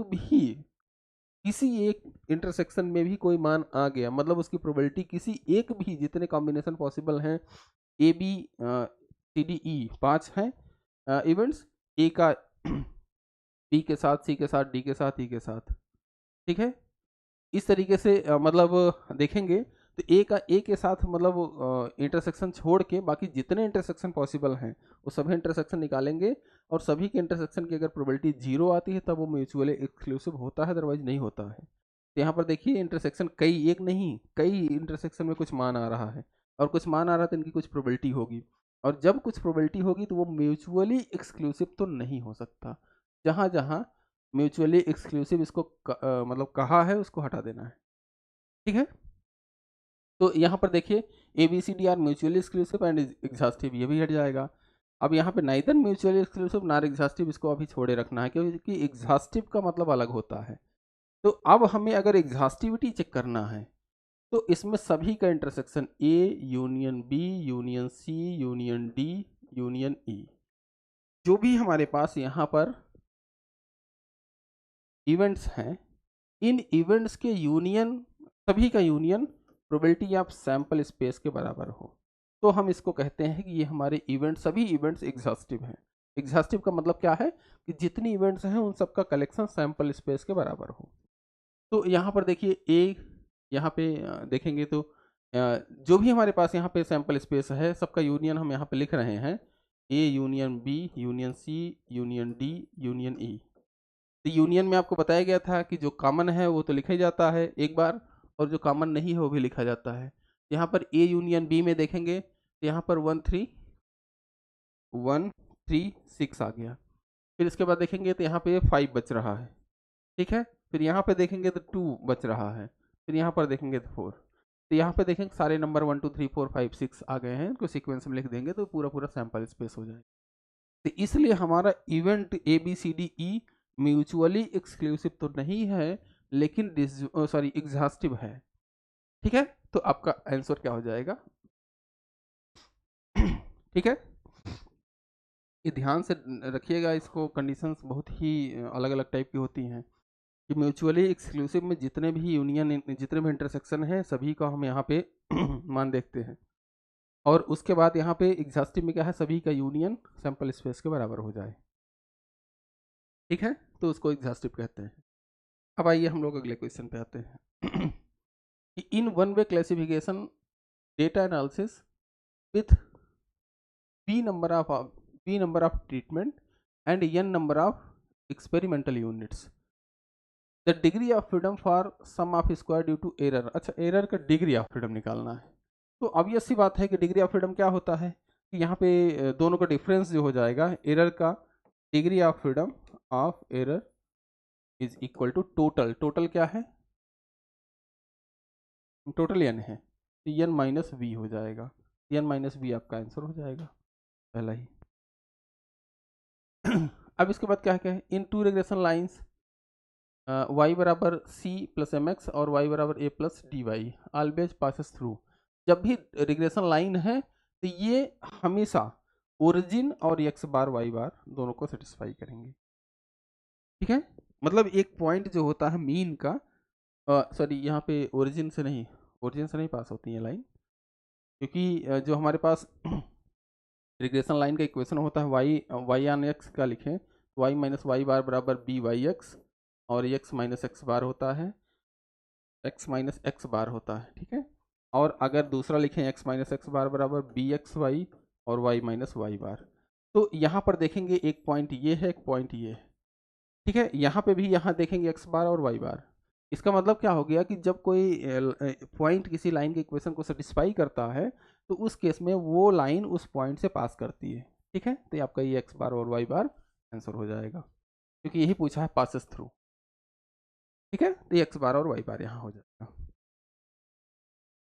अब इसके बाद कह रहा है कि for a set of observations the mean is 8 and standard deviation is 3, coefficient of dispersion is equal to. तो कोफिशिएंट ऑफ डिस्पर्सन क्या बताया गया था, सिग्मा अपान एक्स बार, यही तो था। तो कोफिशिएंट ऑफ डिस्पर्सन, हाँ कोफिशिएंट ऑफ डिस्पर्सन तो इंटू 100, तो ये क्या था, सिग्मा, सिग्मा का मान क्या है 3/8 इंटू 100, ये क्या हो जाएगा, इसको हल कर लीजिए, जो भी आया आंसर हो जाएगा। तो 4 25 हो जाएगा, 4 दूना 8 हो जाएगा, 25 तिया 75 हुआ, डिवाइडेड बाई 2, तो 2 तिया 6 और 2 से 14, 2 पंचे 10, ठीक है। थोड़ा सा यार मैं यूपी बोर्ड का हूँ तो इस तरीके से अब अंग्रेजी पढ़ाई जाती है, 2 2 जा 2 3 जा 2 5 जा, इसमें अपने को कभी कभी कन्फ्यूजन होने लगता है कि 2 3 जा क्या था, ठीक है। तो ये चीज़ें एडजस्ट कीजिएगा कि जो यूपी बोर्ड वाले होते हैं, यूपी बोर्ड वाले कमेंट भी करेंगे जिनको अच्छा लग रहा है नहीं, यूपी बोर्ड वाले में 2 दूना 4, 2 तिहाई 6, 2 चौको 8, 2 पंचे 10, ठीक है, इस तरीके से होता है। अब अगला क्वेश्चन है, अगला क्वेश्चन है कि इसमें हमारे पास एक पीडीएफ दिया गया है एक्स वाई का, तो एक्स वाई का नहीं, ये केवल एक्स का है, यहाँ एक्स वाई लिख गया है, एक सेकंड क्वेश्चन देख लें हम, हाँ एक्स का ही है, यहाँ वाई ज़बरदस्ती लिख गया है। तो यहाँ पर ये हमारे पास पीडीएफ है, तो उसके बाद कह रहा है कि प्रोबेबिलिटी डेंसिटी फंक्शन है और ये प्रोबेबिलिटी आपको फाइंड आउट करना है। तो ऑब्वियस सी बात है, आपको बताया गया था कि सैम्पल स्पेस की लिमिट है 0 से 1, और यहाँ पे प्रोबेबिलिटी की लिमिट यहाँ 1/2 होगा, और 3/4 यहाँ पे कहीं होगा, ठीक है। तो 3/4 है, ये आपकी प्रोबेबिलिटी की लिमिट हो गई, और ये सैम्पल स्पेस की रेंज और ये प्रोबेबिलिटी, दोनों में कॉमन क्या है, तो यहाँ पे प्रोबेबिलिटी लिखेंगे 1/2 से x से 3/4 इज इक्वल टू, इंटरसेक्शन क्या है 1/2 से 3/4 और 3 1 माइनस एक्स का whole square dx, 1 minus x का होल स्क्वायर ही है ना, ठीक है। तो अब इसको दो तीन तरीके से हल किया जा सकता है कि चाहे इसको t मान लीजिए, इसको चलिए ट्रांसफॉर्मेशन से आज हल करके बताते हैं, थोड़ा सा इसमें लंबा टाइम लगता है, आपको आपकी मर्जी पे है कि आप कैसे हल करते हैं इसको। 1 माइनस ए माइनस बी का होल स्क्वायर का फार्मूला लगा दीजिए, फिर हल कर लीजिए, फिर या कुछ कर लीजिए, जैसे आपको आसानी हो। तो 1 माइनस एक्स का मान t मान लेते हैं, माइनस डी एक्स बराबर माइनस डी टी हो जाएगा। फिर लिमिट चेंज होगी कि जब x का मान 1/2 है तो t का मान क्या हो जाएगा 1/2, और x का मान 3/4 है तो t का मान 1 माइनस 3/4 1/4 हो जाएगा, ठीक है। ये क्या हो जाएगा 1/2 से 1/4 3 टाइम्स टी स्क्वायर और माइनस डी टी, ठीक है। ये माइनस डी टी मतलब इस तरीके से लिखा जाएगा, माइनस यहाँ लगा देते हैं, ठीक है, -3, ठीक है। और इसको हल कर लीजिए, तो ये क्या हो जाएगा, इसको हम यहाँ हल कर दे रहे हैं, थोड़ा सा स्पेस की कमी है, तो स्पेस का यूटिलाइजेशन इस तरीके से हो ताकि आपका PDF बढ़े ना। तो ये क्या हो जाएगा -3 और t की पावर 3/3 की पावर 1/2 और 1/4, ये क्या हो जाएगा, ये 3 कैंसिल आउट हो जाएगा, माइनस के कारण ये लिमिट उलट जाएगी, तो 1/8 माइनस 1 अच्छा है, 2 दूना 4 दूना 8 और 4 चौको 16 चौको 64 1/64, ठीक है। और फिर इसको हल कर लीजिए, 64 आपका ये आंसर हो जाएगा, 7/64 हो जाएगा आंसर इसका, 8 8 64 और ये एक माइनस हो जाएगा, ठीक है। अगला क्वेश्चन, अगला क्वेश्चन क्या है कि first four moment of A distribution is this, what is the fourth moment about zero, first four moment of A distribution about the value, अच्छा अबाउट द वैल्यू 2 है, ठीक है, कोई बात नहीं। फिर इसका एक फार्मूला होता है, इसका फार्मूला हम डायरेक्टली लिख दे रहे हैं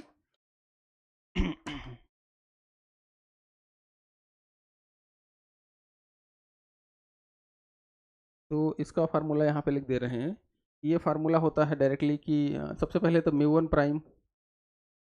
प्राइम कहाँ पे, एट पॉइंट यहाँ पे 2 है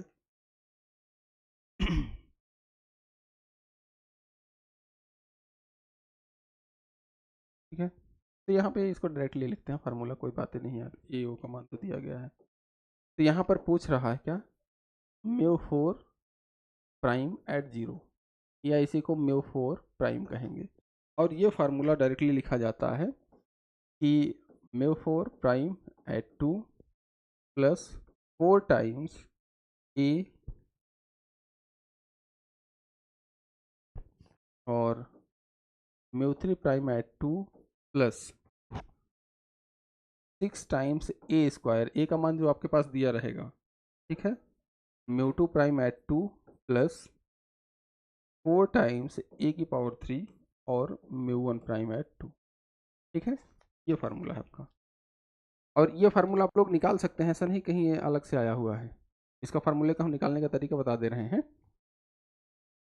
कि जब भी आपको म्यू आर प्राइम लिखना हो, म्यू आर प्राइम का मान क्या लिखे थे हम लोग, समेसन या 1/n समेसन आई बराबर 1 to n और F I X I minus A की power X I minus A की पावर आर, ठीक है तो ये फार्मूला होता है। अब इस फार्मूले को हमें क्या करना है कि हमें म्यू आर प्राइम के रूप में कन्वर्ट करना है, तो म्यू आर बराबर क्या हो जाएगा 1/n summation I F I X I minus X bar की पावर आर होता है ये इस वाले में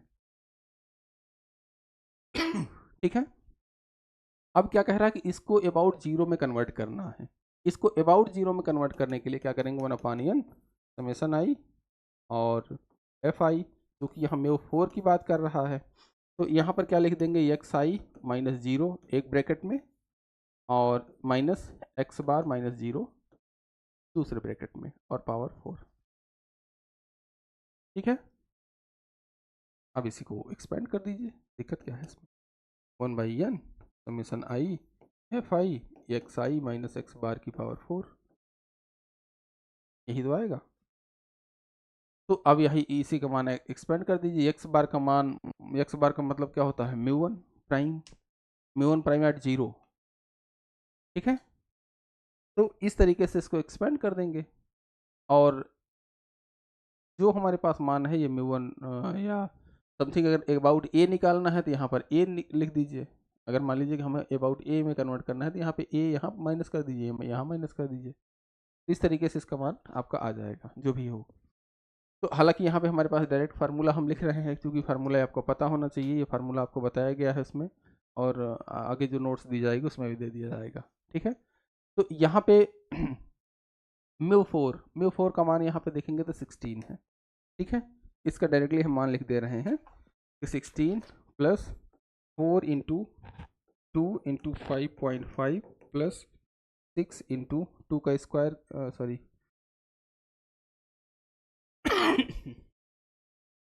और 2.5 और फिर इसके बाद 6 हुआ, ये हुआ 4 इंटू ए, अच्छा ठीक है, 4 इंटू ए क्यूब 2 की पावर 3 और इसके बाद म्यू वन प्राइम 2, तो म्यू वन प्राइम का मान यहाँ पे 1 हो जाएगा। ध्यान में रखिएगा, फर्स्ट 4 मोमेंट की बात कर रहा, ये म्यू वन प्राइम है, ये म्यू टू प्राइम है, ये म्यू थ्री प्राइम है, ये म्यू फोर प्राइम है। ठीक है, यहाँ पे मान रख दीजिए और मान रखते ही इसको हल करेंगे, इसका मान आएगा 168। इसलिए थोड़ा सा जल्दी हल करा रहे हैं कि आपका थोड़ा सा कम समय में क्वेश्चन पेपर हो जाए। बाकी ये छोटे छोटे कैलकुलेशन है, आप लोग देख सकते हैं। ठीक है, आगे अगले क्वेश्चन पे हम लोग आते हैं। फिर अगला क्वेश्चन है कि the nutritional data about the a sample of 7 breakfast cereal gives the number of calories per serving as। तो यहाँ पर कुछ एक डेटा दिया गया है और इसमें क्वार्टाइल डेविएशन पूछा है, कुछ इसमें ताम झाम क्या लिखा है उससे नहीं मतलब है, क्वार्टाइल डेविएशन पूछा है। क्वार्टाइल डेविएशन के लिए आपको सबसे पहले बताया गया था कि इसको अरेंज करना होता है असेंडिंग ऑर्डर में। तो असेंडिंग ऑर्डर में अरेंज करेंगे तो 80 हो गया, फिर 100 हुआ, फिर दूसरा वाला 100 हुआ, और फिर इसके बाद क्या है कि 110 है, फिर 130 है, फिर 190 है और फिर 200। ठीक है, क्वार्टाइल डेविएशन का मतलब क्या होता है, क्यूडी। ये क्या होता है, Q3 माइनस Q1 अपान 2। अब बात आई Q3 और Q1 निकालिए, तो Q1 बराबर यहाँ पे लिख देते हैं, Q1 बराबर 2 2 4 2 6 7, 7 ऑब्जर्वेशन है। तो I इंटू 7 मतलब 1 इंटू 7 अपान क्वार्टाइल 4। अच्छा हाँ, ऑड ऑब्जर्वेशन के केस में हम इसको क्या करते हैं, n+1 करते हैं। ठीक है, ऑड ऑब्जर्वेशन के केस में हम जो मान होता है, इवन के केस में तो हम n/2 और ये सब n/2th टर्म और n/2 प्लस 1th टर्म का एवरेज लेते हैं। और यहाँ पर क्या है कि ऑड ऑब्जर्वेशन है, तो इस केस में हमारे पास क्या हो जाएगा, ये 8th। ठीक है, 7+1 7+1th टर्म। ठीक है, तो ये इस केस में क्या हो जाएगा, 8 और इसको 2 से डिवाइड करेंगे तो 4 दूना 8, सेकेंड टर्म आपका क्या हो जाएगा, 100। ठीक है, अब इसी तरीके से Q3, यहाँ पे 1 के स्थान पे 3 मल्टीप्लाइड हो जाएगा अपान 4, 4 दूना 8 और ये क्या हो जाएगा, 4 दूना 8 और 3 दूना 6, 6 टर्म। तो ये 6 टर्म क्या होगा, 2 2 4 2 6। ठीक है, और 6th टर्म जब हमारे पास आ गया 130, 6th टर्म कितना 130, हाँ, तो क्वार्टाइल डेविएशन क्या हो जाएगा, 130 माइनस 100 अपान 2, ये हो जाएगा 15। अरे 15 आंसर नहीं, हाँ 8th, 4 दूना 8 और 3 दूना 6, 1 2 4 5, अच्छा ये 190 हो गया, 190 है ये, और यहाँ पे 190 होगा। ऐसा हो सकता है आप लोगों के भी साथ, ठीक है। हल करो और आंसर ही ना आए, ये हो जाएगा 45, ये हुआ आपका 45 आंसर, क्वार्टाइल डेविएशन। ठीक, अगला क्वेश्चन। अगला क्वेश्चन है कि suppose in a certain large group the height is approximately normally distributed with mean 160 and standard deviation 10। ठीक है, तो यक्स का डिस्ट्रीब्यूशन क्या दे रहा है, नॉर्मल म्यू 160 और सिग्मा स्क्वायर मतलब 10 का स्क्वायर मतलब 100। ठीक है, for a sample size 16 the sampling distribution of the sample mean has a standard error equal to, तो यहाँ पर आपको बताया गया अगर यक्स फॉलो कर रहा है ये, तो यक्स अपान सॉरी तो यक्स बार फॉलो करता है नॉर्मल म्यू और सिग्मा स्क्वायर अपान एन। ठीक है, ये होता है। अब क्या कह रहा है, स्टैंडर्ड एरर जो स्टैंडर्ड डेविएशन आप सैम्पलिंग डिस्ट्रीब्यूशन आपको जब प्रोबेबिलिटी सैम्पलिंग पढ़ाए हैं तो उसमें बताए हैं कि सैम्पलिंग डिस्ट्रीब्यूशन क्या होता है। सैम्पलिंग डिस्ट्रीब्यूशन की पहले डिफिनीशन बताई गई, फिर इसके बाद सैम्पलिंग डिस्ट्रीब्यूशन का जो स्टैंडर्ड डेविएशन होता है वो यहाँ पे बताया गया आपको कि सैम्पलिंग डिस्ट्रीब्यूशन का जो स्टैंडर्ड एरर होता है स्टैंडर्ड डेविएशन होता है उसी को हम स्टैंडर्ड एरर कहते हैं। ठीक है, तो यहाँ पे स्टैंडर्ड एरर बराबर क्या हो जाएगा, sigma upon under root n. ठीक है, तो सिग्मा क्या है यहाँ पे 100 अपान अंडर रूट 16, क्योंकि यहाँ 16 है, ये 4 हो जाएगा और यहाँ पे इसका आंसर क्या आ जाएगा फिर 25। अरे यार, सिग्मा का मान लिखना है ना, ये 10 है, क्योंकि यहाँ सिग्मा स्क्वायर का मान है, यहाँ पे सिग्मा इसका स्टैंडर्ड डेविएशन ये वेरिएंस होता है और इसी का अंडर रूट जब लेंगे तब उस केस में हमारे पास स्टैंडर्ड डेविएशन आता है या सैम्पलिंग डिस्ट्रीब्यूशन है तो उसका स्टैंडर्ड एरर आ जाएगा। ठीक है, तो ये 2.5 इसका आंसर हो जाएगा। ठीक, अगला क्वेश्चन पे आते हैं। अगला क्वेश्चन है कि for the weighted aggregated price index with base year quantity taken as weight is known as, यहाँ पर क्या है, बेस ईयर की क्वांटिटी को हमें वेट मानना है। जो पहला इंडेक्स था लास्ट ईयर्स का, उन्होंने ही यहाँ पे कंसीडर किया था कि जो हमारी बेस ईयर क्वांटिटी होगी उसको हम वेट कंसीडर करेंगे और ये आपका लास्ट ईयर्स इंडेक्स हो जाएगा और इसका फार्मूला होता है क्या, समेसन आई P1 P0, क्या यहाँ पे आई होता है। ठीक है, और फिर इसके बाद यहाँ पे क्या होता है कि बेस ईयर की क्वांटिटी को हमें क्या करना है, वेट मानना है, तो Q0 और यहाँ भी Q0 इंटू 100, ये होता है आपका लास्ट ईयर्स का फार्मूला। सर ये होगा, ठीक है, ये लास्ट ईयर्स का। पाँच वाले में क्या है, यहाँ Q1 हो जाएगा, ये Q1 हो जाएगा, ये भी Q1 हो जाएगा। अब इसमें कह रहा है if the mean deviation of X is M, अरे 3 बार यम लिख गया यार, 1 बार यम होना चाहिए, then the mean deviation of this, तो एम डी बराबर यहाँ पे क्या लिखते हैं, 1/n summation I mod of X I minus X bar, यही लिखते हैं। 1/n हुआ समेसन आई, एक्स आई क्या है यहाँ पे, अच्छा एम डी वाई, ये यम है इसका मान। ठीक है, तो ये हो जाएगा वाई आई माइनस वाई बार, ये क्या हो जाएगा 1/n समेसन आई, वाई आई का मान रखिए ए एक्स आई प्लस बी माइनस ए एक्स बार प्लस बी। ठीक है, इसको हट जाएगा तो यहाँ पे क्या हो जाएगा, मॉड ए बाहर आ जाएगा 1/n summation I X I minus X बार और इसका मान क्या है एम, मॉड ए इंटू एम हो जाएगा आपका। ठीक है, अगला क्वेश्चन देखते हैं हम लोग कि for A data set the following information is obtained, तो Q1 Q2 Q3 दिया गया है, पाउली कोफिशिएंट ऑफ स्क्यूनेस, तो कोफिशिएंट ऑफ स्क्यूनेस और यहाँ पे बाउली, ठीक है। ये क्या था, Q3 minus Q2 minus Q2 minus Q1 अपान Q3 minus Q2 plus Q2 minus Q1। ये आपका फार्मूला था बाउली कोफिशिएंट ऑफ स्क्यूनेस का। अब इसी पे मान रख दीजिए, तो ये क्या हो जाएगा 195 माइनस 142 और माइनस में 142 माइनस Q1 62, केवल 62 है यार, एक सेकंड देख लेते हैं नहीं तो गलत हो जाएगा।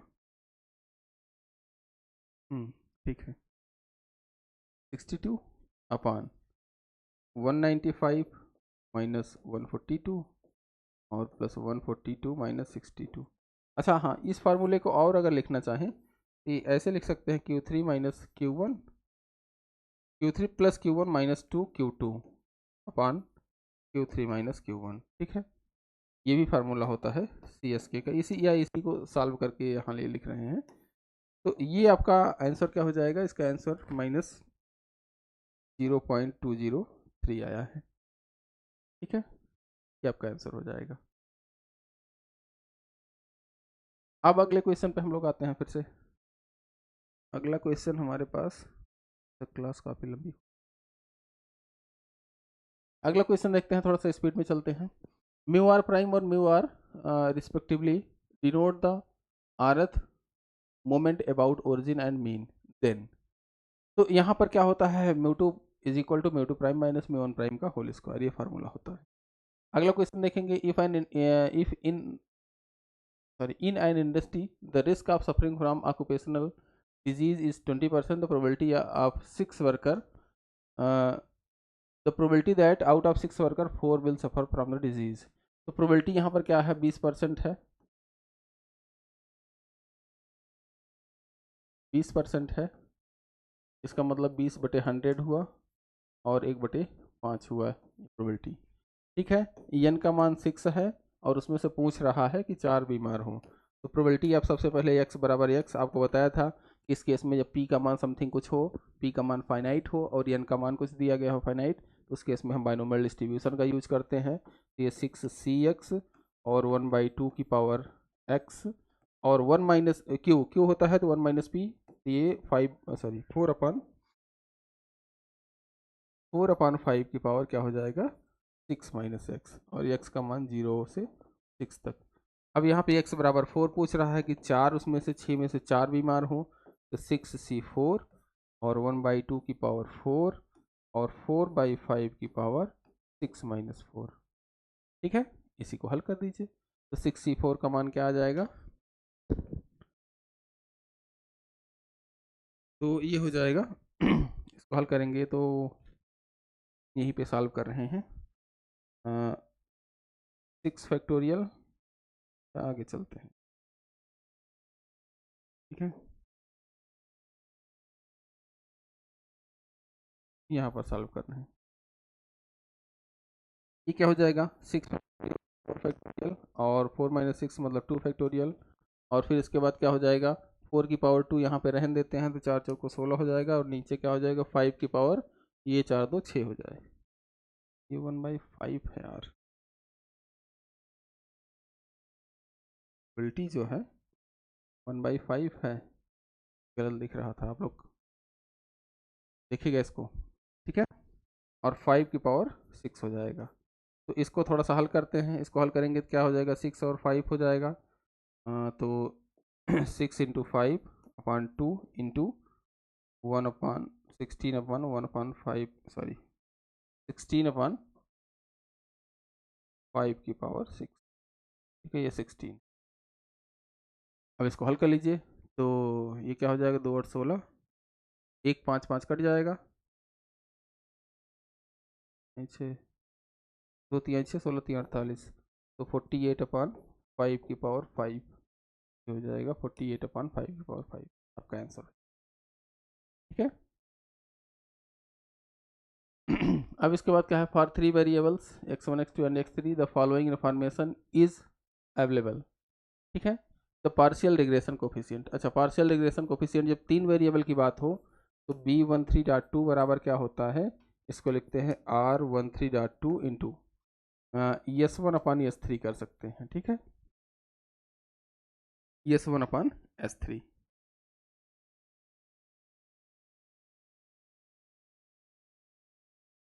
ठीक, S1 अपन S2 होगा, सॉरी, S1 अपन S2 मान होता है, ठीक है। तो अब B13.R13.2 का मान B13.2 बराबर R13.2 और S1 अपन S2। तो अब इसके बाद यहाँ पे सबसे पहले हम यहाँ पे क्या निकालेंगे, R13.2, तो ये क्या हो जाएगा, इसका मान हम लिख रहे हैं, पार्शियल कोरिलेशन है, तो R12 माइनस R13 और R23 अपान अंडर रूट अपान में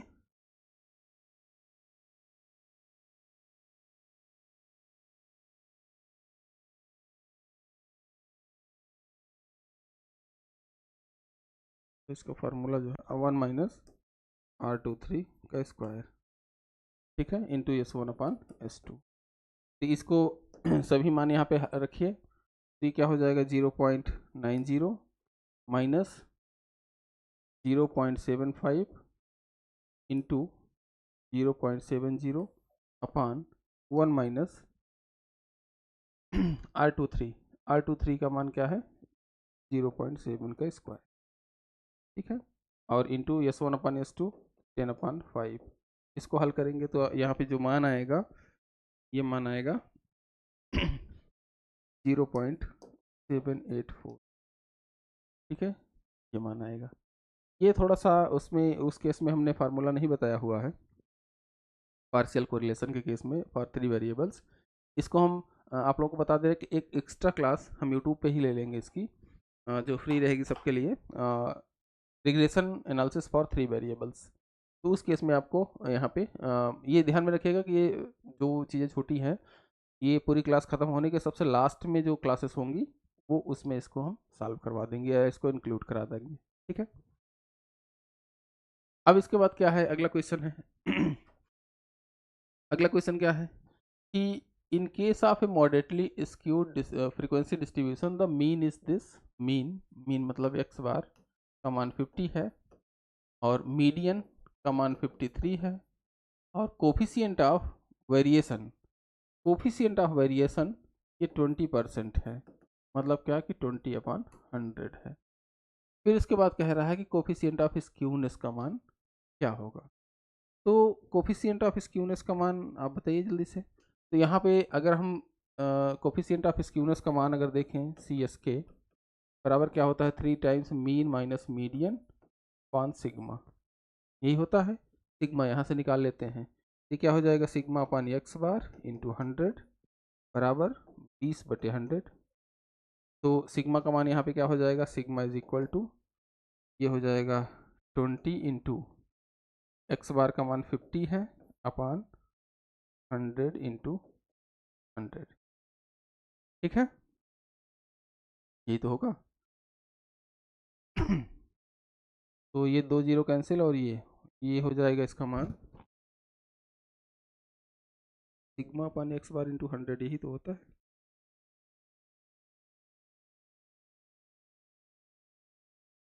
सेकेंड एक सेकेंड, थोड़ा सा गड़बड़ी क्या हुई जानते हो कि कोफिशिएंट ऑफ वेरिएशन का मान तो परसेंटेज में हमेशा दिया ही जाता है। तो कोफिशिएंट ऑफ वेरिएशन का मान ये परसेंटेज में हमेशा ऑलवेज परसेंटेज में ही दिया जाता है, क्यों, क्योंकि इसीलिए तो 100 से मल्टीप्लाई करते हैं सिग्मा अपान एक्स बार इंटू 100। अगर इधर 100 मल्टीप्लाई ना करते तब यहाँ पे यहाँ 100 हम लोग लिखते। तो ये क्या हो जाएगा, इसका मान आएगा 20, ठीक है, ये वाला मान यहाँ रखा जाएगा। और सिग्मा के इस केस में मान क्या हो जाएगा, यहाँ पे इसका मान 50 है, तो 20 गुणे 50, 20 गुणे 50 अपान 100, ठीक है, तो 2 पंचे 10 हो जाएगा। तो ये यहाँ पे सिग्मा का मान 10 आया। अब इस केस में आपका CSK का मान क्या हो जाएगा, 3 टाइम्स मीन 50 -53 अपान 10, ये क्या हो जाएगा -3 इंटू 3 अपान 10 हो जाएगा 0.0 सॉरी 0.9 निगेटिव साइन के साथ। ठीक है, तो ये आपका आंसर हो जाएगा, ये माइनस है।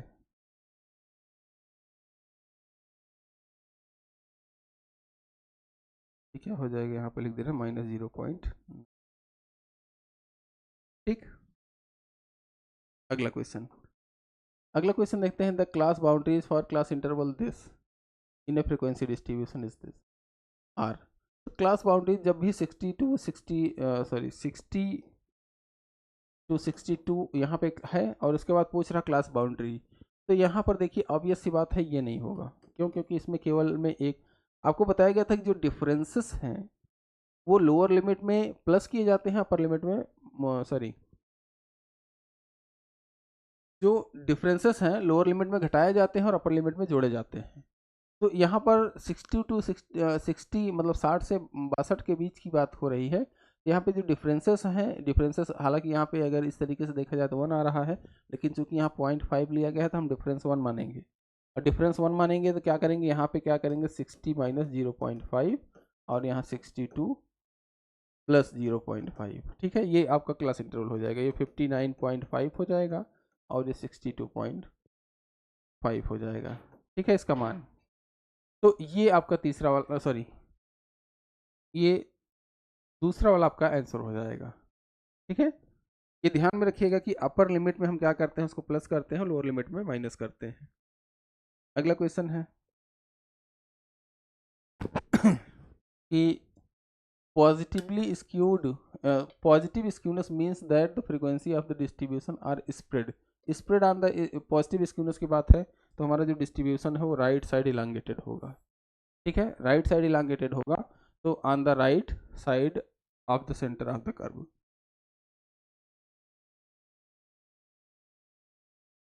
ठीक है, और इस केस में आपके पास क्या होता है मान, आपके पास जो mean greater than median greater than mode होता है।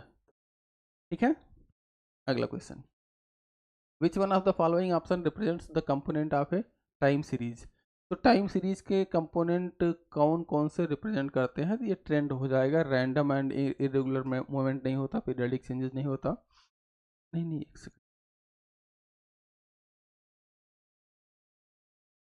क्योंकि जब हमारे पास इरेगुलर मूवमेंट होता है, इसमें जो टाइम सीरीज होती है उसमें इरेगुलर मूवमेंट होता है, क्योंकि जैसे मान लीजिए कोरोना काल में पूरे विश्व की जीडीपी देखेंगे तो नॉर्मल जीडीपी का ग्राफ ऐसे बढ़ रहा है, और उसमें क्या है कोरोना काल ने अचानक इसमें मतलब ऐसे ऐसे ग्राफ बढ़ रहा है, ये अचानक गिरा यहाँ पे ग्राफ। तो इस केस में यहाँ पर देखेंगे तो इरेगुलर मूवमेंट होता है, ट्रेंड भी होता है, पीरियडिक चेंजेस भी होते हैं। अच्छा, तीसरा ये सभी ऑल ऑफ द एबव ये इसके आंसर होंगे। ठीक है, अगला क्या है, एक्स आई बराबर आई अपॉन 5 प्लस 2 वेयर आई बराबर 1 to 5 the mean of x 1 to x5 is. तो मीन क्या हो जाएगा, मीन क्या हो जाएगा x1 प्लस x5 अपॉन 5 और सबको जोड़ दीजिए, तो यहाँ भी x1 है तो 1 अपॉन 5 प्लस 2। ठीक है, x2 का मान 2 अपॉन 5 प्लस 2 और फिर उसके बाद 3 अपॉन 5 प्लस 2, 4 अपॉन 5 प्लस 2 और 5 अपॉन 5 प्लस 2 और टोटल नंबर ऑफ ऑब्जर्वेशंस 5 है। ठीक है, तो 2 कितनी बार आया, 5 बार आया, 10 हो गया, और यहाँ पे 1 ये 2 3 हो जाएगा, 3 3 6 4 10 5 15, 15 डिवाइडेड बाई 5 प्लस 1 2 3 4 5 10 हो गया डिवाइडेड बाई 5, 5 3 15 और 10 3 13, 13/5। ठीक है, 2.6। ठीक है, ये आपका आंसर हो जाएगा। अगला क्वेश्चन है कि if the mean of a random variable x is Poisson distribution is 3, तो एक्स फॉलो कर रहा है Poisson distribution with 3, then the standard deviation of the distribution is. तो यहाँ पे वेरिएंस ऑफ एक्स क्या हो जाएगा, लेमडा के ही बराबर होता है, ये 3 हो जाएगा, और स्टैंडर्ड डेविएशन का मान क्या होता है, अंडर रूट लेमडा या अंडर रूट 3 इसका मान हो जाएगा। ठीक है, अगला क्वेश्चन, अगला क्वेश्चन आपके पास दिया गया है कि given below the moment about any arbitrary point 5, ठीक है। Mu one, mu two, mu three और म्यू फोर का मान दिया गया है। Mu three is equal to, तो म्यू थ्री का मान आपके पास बताया गया है, तो ऑब्वियस सी बात है एनी आर्बिट्रेरी पॉइंट को ही हम कन्वर्ट करते हैं ओरिजिन में। तो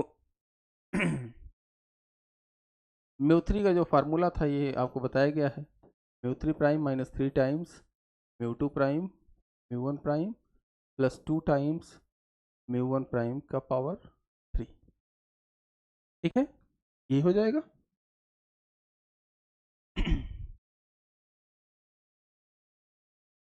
तो अब इसी का मान रख दीजिए, और इसी का मान रखेंगे तो हम यहाँ पर देखेंगे क्या हो जाएगा, -117 -3 minus mu three mu prime mu one prime mu two prime, अच्छा ये म्यू थ्री प्राइम होगा यार, mu one prime mu two prime, ये 2 बार म्यू टू प्राइम हो जाएगा, ठीक है, -3 times mu two prime 22 into mu one prime क्या है -4 है, प्लस 2 टाइम्स -4 का स्क्वायर, इसको हल करेंगे तो ये आएगा मान एन, ठीक है, 19 ही आ रहा शायद, हाँ 19 ही है, ठीक। आगे अगला क्वेश्चन है कि in a random block in a randomized block design, T if T number of treatment are replicated R times, then the number of degree of freedom for the total sum of square। तो total sum of square के लिए क्या होता है कि total जो मान होता है ये सॉरी आर इंटू टी के बराबर होता है, और डिग्री ऑफ फ्रीडम हमेशा -1 होता है, तो ये टोटल का डिग्री ऑफ फ्रीडम क्या हो जाएगा, आर टी -1 हो जाएगा, ठीक है। अब इसके बाद क्या है, primary data refers. Primary data refers क्या होता है, प्राइमरी डेटा ऐसा डेटा होता है जो डायरेक्टली हम फर्स्ट हैंड कलेक्ट करते हैं। तो यहाँ पे the first hand data gathered by researcher.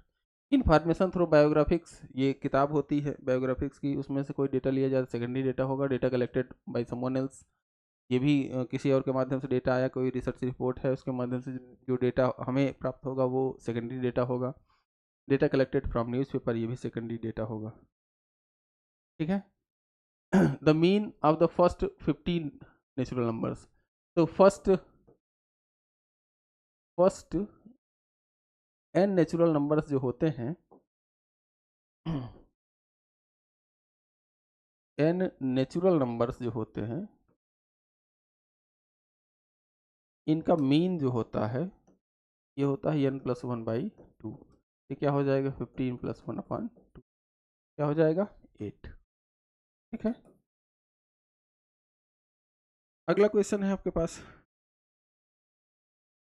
कि for one way classified data let xij ith ixij क्या है ith observation corresponding to jth treatment, और i बराबर 1 to j, j बराबर 1 to k, और xj mean of the jth treatment, x bar ये है, और n बराबर समेशन nj है। तो the total number of observation then the sum of square within group, जब विद इन ग्रुप की बात होती है तो उस केस में हमारे पास ये इसका मान हो जाता है समेशन i समेशन j और एक्स आई जे माइनस एक्स जे बार। ये क्वेश्चन 2022 वाले में भी इसी तरीके से सेम रिपीट हुआ है, अभी जब 2022 वाला हल कराएंगे तो उसमें देखिएगा ये क्वेश्चन रिपीट हुआ है सेम। अब इसके बाद यहाँ पे क्या है, यूजिंग यूजुअल नोटेशन।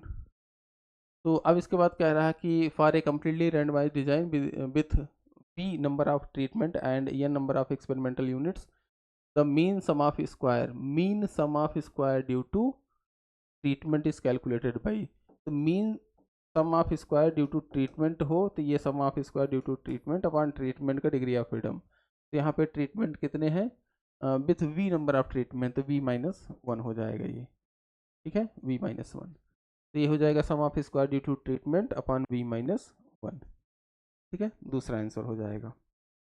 अगला क्वेश्चन है आपके पास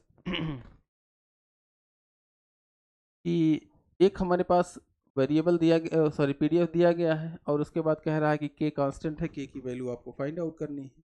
तो के की वैल्यू फाइंड आउट करने के लिए क्या करेंगे हम लोग, पूरी रेंज हमारे पास क्या है 0 से 1 और के एक्स स्क्वायर 1 माइनस एक्स की पावर 3 डी एक्स बराबर जी, इसको हल करना है।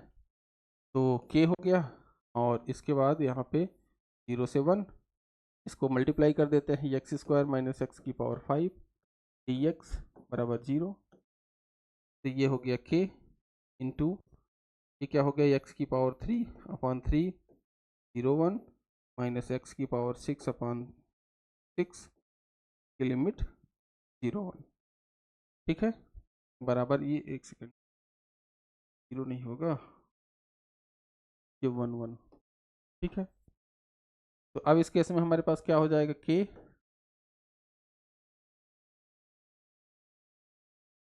इंटू 1/3 इंटू 1 हो जाएगा माइनस 1/6 हो जाएगा बराबर 1। तो क्या हो जाएगा के बराबर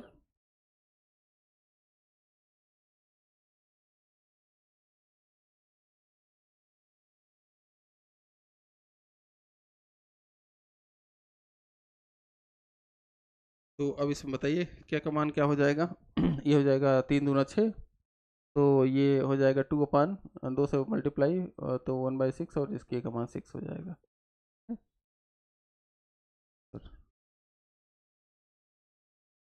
अगला क्वेश्चन है, if the correlation coefficient is the if the correlation coefficient is the geometric mean of regression coefficient then।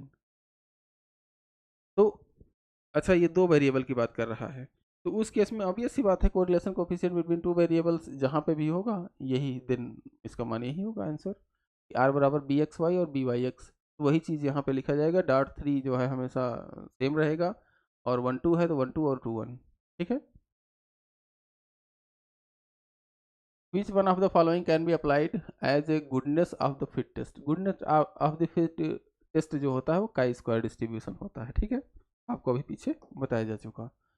Let x and y be the joint probability mass function of this, ठीक है, then marginal probability mass function of x is।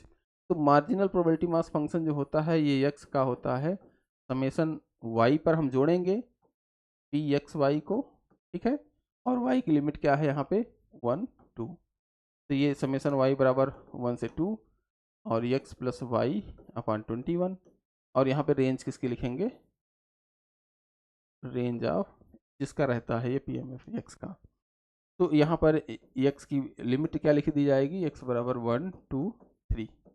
अब इसको हल कर दीजिए, तो y का मान एक बार 1 रख दीजिए एक बार 2 रख दीजिए, तो ये हो जाएगा 2x प्लस 3 अपॉन 21, एक्स बराबर 1 2 3,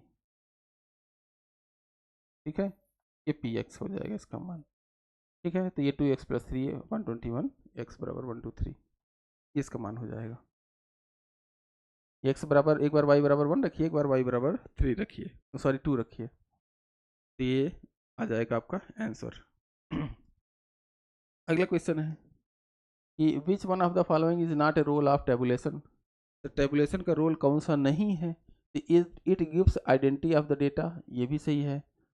प्रोवाइड्स डिस्क्रिप्टिव स्टेटिस्टिक्स, ये गलत है, ये गलत है और यही आंसर होगा। इट फैसिलिटेट कंपैरिजन, दो टेबल आपके पास बनी हो तो दोनों में फैसिलिटी आपको प्रोवाइड करता है कि दोनों को कंपैरिजन कर सके। इट सिंप्लीफाइजेस कॉम्प्लेक्स डेटा, तो ये भी इसका सही है, कॉम्प्लेक्स डेटा को सिंप्लीफाई करता है, ठीक। अगला number, for the series of the following observation the coefficient of range leads to which one of the following conclusion। तो अब यहाँ पे दो सीरीज आपके पास दी गई है, ठीक है, और दोनों सीरीज के लिए यहाँ पर क्या कह रहा है कि coefficient of range, coefficient of range का मतलब क्या होता है, coefficient of range, coefficient of range ये होता है अगर दो ऑब्जर्वेशन है a minus B upon A plus B, ठीक है, ए मैक्सिमम ऑब्जर्वेशन होता था बी मिनिमम, तो यहाँ पर इसमें यहाँ पे R1 हम लिख दे रहे हैं, R1 पहले सीरीज का रेंज। तो यहाँ पर देखेंगे तो यहाँ पे असेंडिंग ऑर्डर में है, तो यहाँ पे क्या हो जाएगा 7 माइनस 2 अपान 7 प्लस 2, ये क्या हो जाएगा 5/9। R2 का मान सेकेंड सीरीज के लिए क्या हो जाएगा 18 माइनस 2/18 प्लस 2, ये क्या हो जाएगा 16/20, मतलब 4 चौको 16, 4 पंचे 20।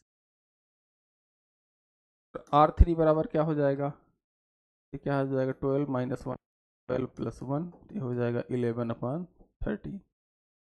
तो अब इसमें कह रहा है कि क्या हमारे पास कंक्लूजन हम लोग निकालेंगे। तो अब ऑब्वियस सी बात है, अच्छा ये थोड़ा सा मान इसका, इसको हल करेंगे तो क्या हो जाएगा 0.56, इसको हल करेंगे तो 0.8 आ जाएगा, इसको हल करेंगे तो 0.846 आएगा। ठीक है, अब इसमें देखिए सबसे बड़ा मान कौन सा है, तो 846 सबसे बड़ा मान है, यहाँ 0.5 है, यहाँ 0.8 है, यहाँ 0.846 है। तो अब यहाँ पे ऑब्वियस सी बात है कि तीसरी सीरीज जो होगी, तीसरी सीरीज हैज़ ग्रेटर डिस्पर्सन, यही वाला आपका मान सही होगा। ठीक है, can not make a comparison, तो इसकी कोई बातें नहीं। First series has a greater dispersion, second series has greater dispersion, ये दोनों गलत होंगे क्योंकि तीसरी सीरीज का डिस्पर्सन सबसे अधिक है। Coefficient of dispersion based upon range की बात किया हुआ है। ठीक है, तो अगला क्वेश्चन है कि for the data set with the following observations the first and second quartiles are. तो फर्स्ट एंड सेकंड क्वार्टाइल्स के निकालने के लिए सबसे पहले इसको क्या करना पड़ेगा, आपको इस पूरी सीरीज को आपको असेंडिंग ऑर्डर में लिखना पड़ेगा। तो असेंडिंग ऑर्डर में हम लिख दे रहे हैं, यहाँ पर हमने लिखा हुआ है।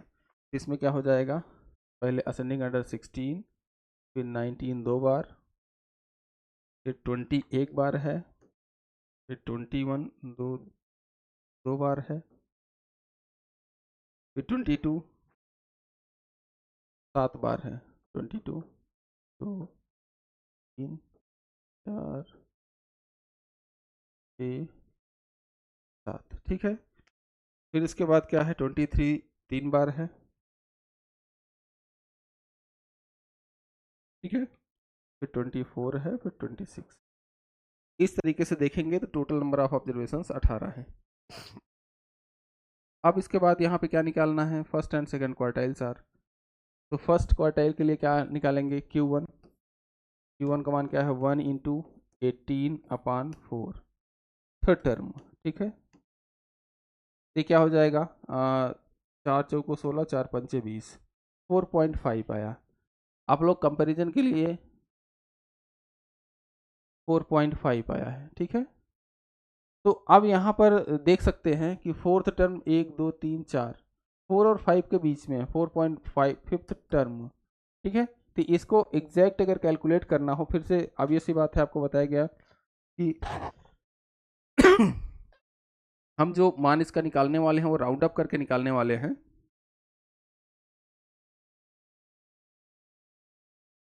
और आपको अगर निकालना हो तो आप जो है आप इसका मान इसको हम लिख देना फिफ्थ टर्म, और ये क्या हो जाएगा 2 2 4 1 5 21। ठीक है, ये 21 पहला 21 आया। अब यहाँ पे 20 है 19 19 और 21 तीन ऑप्शन है, राउंड अप करके लिखेंगे। और जब भी अगर इसको जो फार्मूला लिखा था उसमें भी लिखेंगे तो फोर्थ टर्म प्लस 0.5 21 माइनस 1, ये क्या हो जाएगा 20, ये डिफरेंसेस 1 होगा, 20 प्लस 0.5 आएगा, 20.5 राउंड अप करेंगे तो 21 आएगा। ठीक है, फिर Q3 का मान क्या हो जाएगा 3 इंटू 18/4, तो ये क्या हो जाएगा 3 5 15, 3 चौको 12 1 13। तो अब 14th टर्म इसमें इसको राउंड अप कर लीजिए 14th टर्म। ठीक है, 14th टर्म क्या हो जाएगा 1 2 3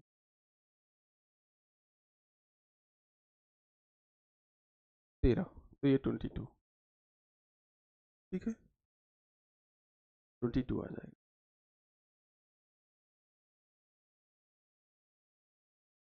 ठीक, ये हुआ आपका, सॉरी Q2 का मान था ना यार, एक सेकंड, 14th टर्म यहाँ पे 23 आएगा। अच्छा Q2 का मान ठीक है, जो भी था 23 आया। Q2 का मान हमें कैलकुलेट करना था, तो यहाँ पे ध्यान देना Q2 के लिए क्या करेंगे 2 इंटू 18 अपॉन फोर्थ टर्म। तो इस तरीके से ये जो हमारे पास मान आएगा क्या हो जाएगा, 4.5 से 2 से मल्टीप्लाई करेंगे तो ये 9th टर्म हो जाएगा, ठीक है। और 9th टर्म यहाँ पे काउंट करेंगे तो 2 2 4 2 6 2 8 1 9 22 आएगा, ठीक है। तो 22 21 और 22 आपका ये आंसर हो जाएगा इस केस में फॉर दिस। अब इसके बाद यहाँ पर हम लोग लास्ट क्वेश्चन पे आए, 100th question. For a group of 50 male workers the mean and standard deviation of daily wages are 63 and 9 respectively. For the group of 40 female workers these values are 54 and 6 respectively. What is the standard deviation of the combined group of 90 workers? तो standard deviation के लिए आपको बताया गया है कि जो variance का फार्मूला होता है, तो वेरिएंस के फार्मूला कंबाइंड सीरीज का जो वेरिएंस होता है उसका फार्मूला आपको पहले बताया गया है जब हम लोग यहाँ पे अर्थमेटिक मीन की बात कर रहे थे। और अर्थमेटिक मीन की बातों में हम आपको जब मीन ऑफ कंबाइंड सीरीज हमने पढ़ाया था, तो उस केस में यहाँ पर देखेंगे तो हमारे पास कंबाइंड सीरीज का या कंबाइंड जो भी हमारे पास मान होता है उसका वेरिएंस निकाला गया था। और वेरिएंस का ही स्क्वायर रूट हमारे पास क्या हो जाएगा,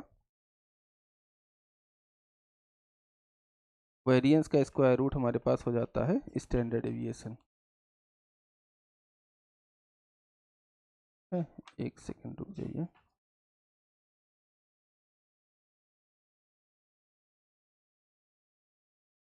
तो इसका मान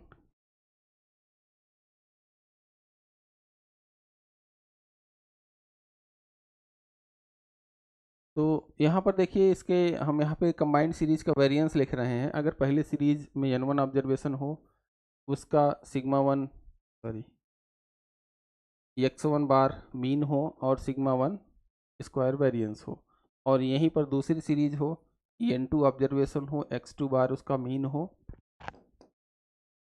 x2 बार उसका मीन हो और सिग्मा 2 स्क्वायर उसका वेरिएंस हो। तो उस केस में यहाँ पर हम क्या लिखते थे, 1/n1 प्लस n2, ठीक है। और यहाँ पर हम क्या लिखते थे, n1 sigma 1 square plus d1 plus n2 sigma 2 square plus d2। जहाँ पर d1 का मान क्या था, d1 का मान क्या था कि d1 बराबर क्या होता कि x1 बार माइनस x बार, और d2 का मान था x2 बार माइनस x बार, ठीक है। तो अब यही चीज़ यहाँ पे आपको कैलकुलेट करनी है। तो पहले ग्रुप के लिए हम यहाँ पे लिख दे रहे हैं फर्स्ट ग्रुप, ठीक है। n1 का मान 50 है, यहीं से डायरेक्टली लिख दे रहे हैं क्वेश्चन से ही। n1 का मान 50 है, x1 बार का मान क्या है 63 है, और सिग्मा 1 का मान आपका 9 है। फिर उसके बाद दूसरा ग्रुप है, सेकंड ग्रुप है, और इस केस में यहाँ पर n2 का मान क्या है 40 है, और x2 बार का मान क्या है 54 है, और सिग्मा 3 का मान क्या है 6 है। तो इस केस में आपको यहाँ पर क्या निकालना है, वेरिएंस। सिग्मा स्क्वायर बराबर 1/n1 प्लस n2, 50 प्लस 40, ठीक है।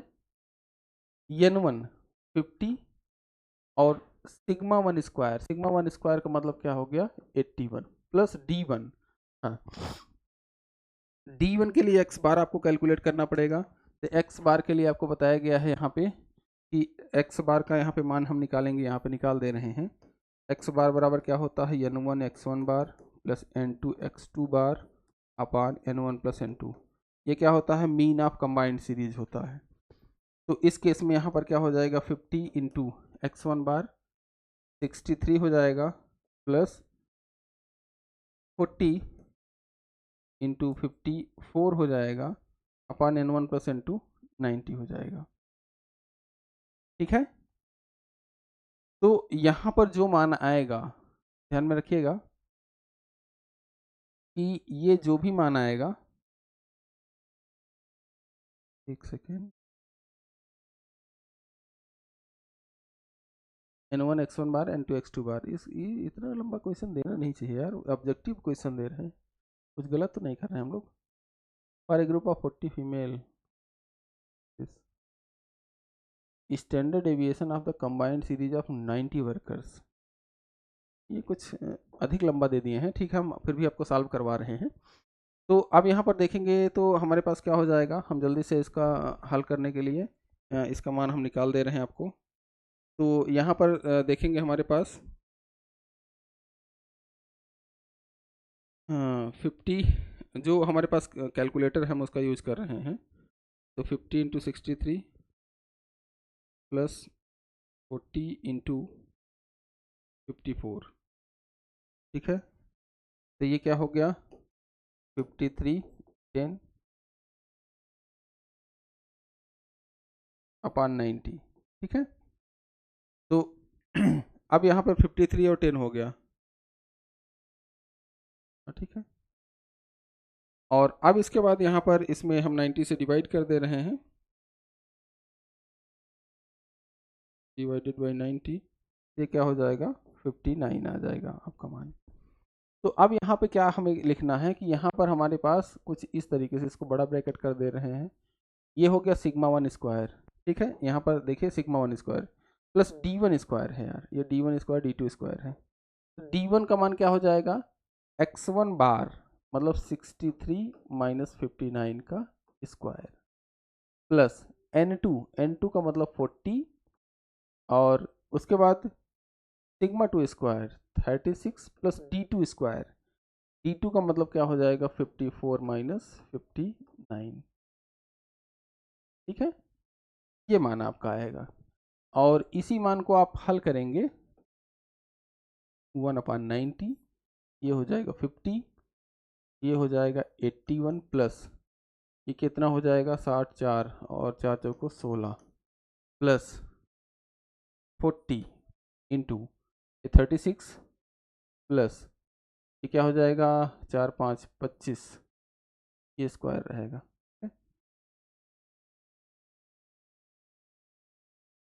ये इसका मान हुआ। तो अब इसको अभी हल कर लीजिए, तो इसको हल कर लेते हैं 1/90 और ये 50 इंटू ये 7 हो गया और 8 1 9 हो गया, प्लस 40 इंटू 6 5 11 3 2 5 1 6 होगा, ठीक है। तो अब इसका आंसर देख लीजिए, सॉरी आंसर इसका है, हल करेंगे तो ये 9 आ रहा है, ठीक है। ये लगभग 9 के बराबर जाएगा, तो यहाँ पे हम नियर अबाउट 9 लिख दे रहे हैं, ठीक है। तो ये आपका आंसर हो जाएगा यहाँ पे 9, जो एसएससी ने दिया था,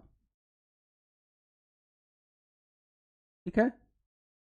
कैलकुलेशन है, इतना लंबा क्वेश्चन देना नहीं चाहिए था, इसीलिए आपको बोला ना कि कुछ क्वेश्चन ऐसे होते हैं जो ओवर एक्सपर्टाइज को डिनोट करते हैं।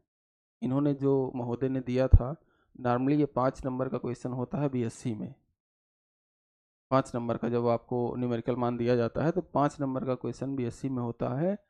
और यहाँ पर हमको लग रहा है कि जिसने भी पेपर बनाया था, जिस महोदय ने पेपर बनाया था, वो गुप्ता कपूर की या जो BL अग्रवाल की या फिर जो उसके बाद और डिफरेंट डिफरेंट स्टैटिक्स की किताबें होती हैं, या किसी साल किसी कहीं किसी यूनिवर्सिटी का क्वेश्चन पेपर रहा होगा, उसको उठाए और कॉपी पेस्ट कर दिए हैं। तो हालांकि ये गलत था, जो भी था इतना लंबा क्वेश्चन नहीं होना चाहिए था, फिर भी इसीलिए आपको बताया है कि बड़े क्वेश्चंस को स्किप करते जाइएगा। जब एक बार में क्वेश्चन ना आए, आपको लगे लंबा है, इसका कैलकुलेशन लंबा है, तो स्किप कर दीजिए। और इस 100 क्वेश्चन में देखेंगे, जितने भी 100 क्वेश्चन कराए हैं उसमें 60 से 70 क्वेश्चन आपको डायरेक्टली नोट से मिलेंगे जो हमने पढ़ाया हुआ है, ठीक है। कुछ क्वेश्चंस रिमेनिंग हैं, तो अब ये सी बात है एग्जाम में है, तो मास्टर भी 100% कभी नंबर नहीं पाया था, और ना ही हम 100% की कभी गारंटी देते हैं कि फला क्वेश्चन 100% फंसेगा।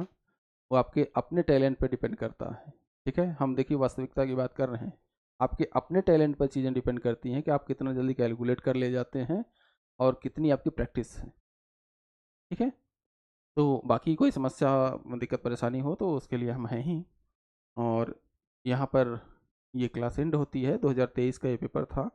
2022 वाले के लिए आप लोग बताइएगा कि एक साथ आपको पूरा कोर्स चाहिए है, पूरा पेपर एक साथ चाहिए है या अलग अलग चाहिए है। हम तो चाह रहे हैं कि एक साथ हो तो ज़्यादा अच्छा रहेगा, क्योंकि एक ही बार में पूरा साल हो जाएगा, अलग अलग दिन पे हमें परेशानी उठानी नहीं पड़ेगी। ठीक है, तो अगली क्लास में हम लोग मिलेंगे, जो सैटरडे संडे रहेगा उसी पे। और तब तक के लिए thank you for this class, have a nice day. ठीक है।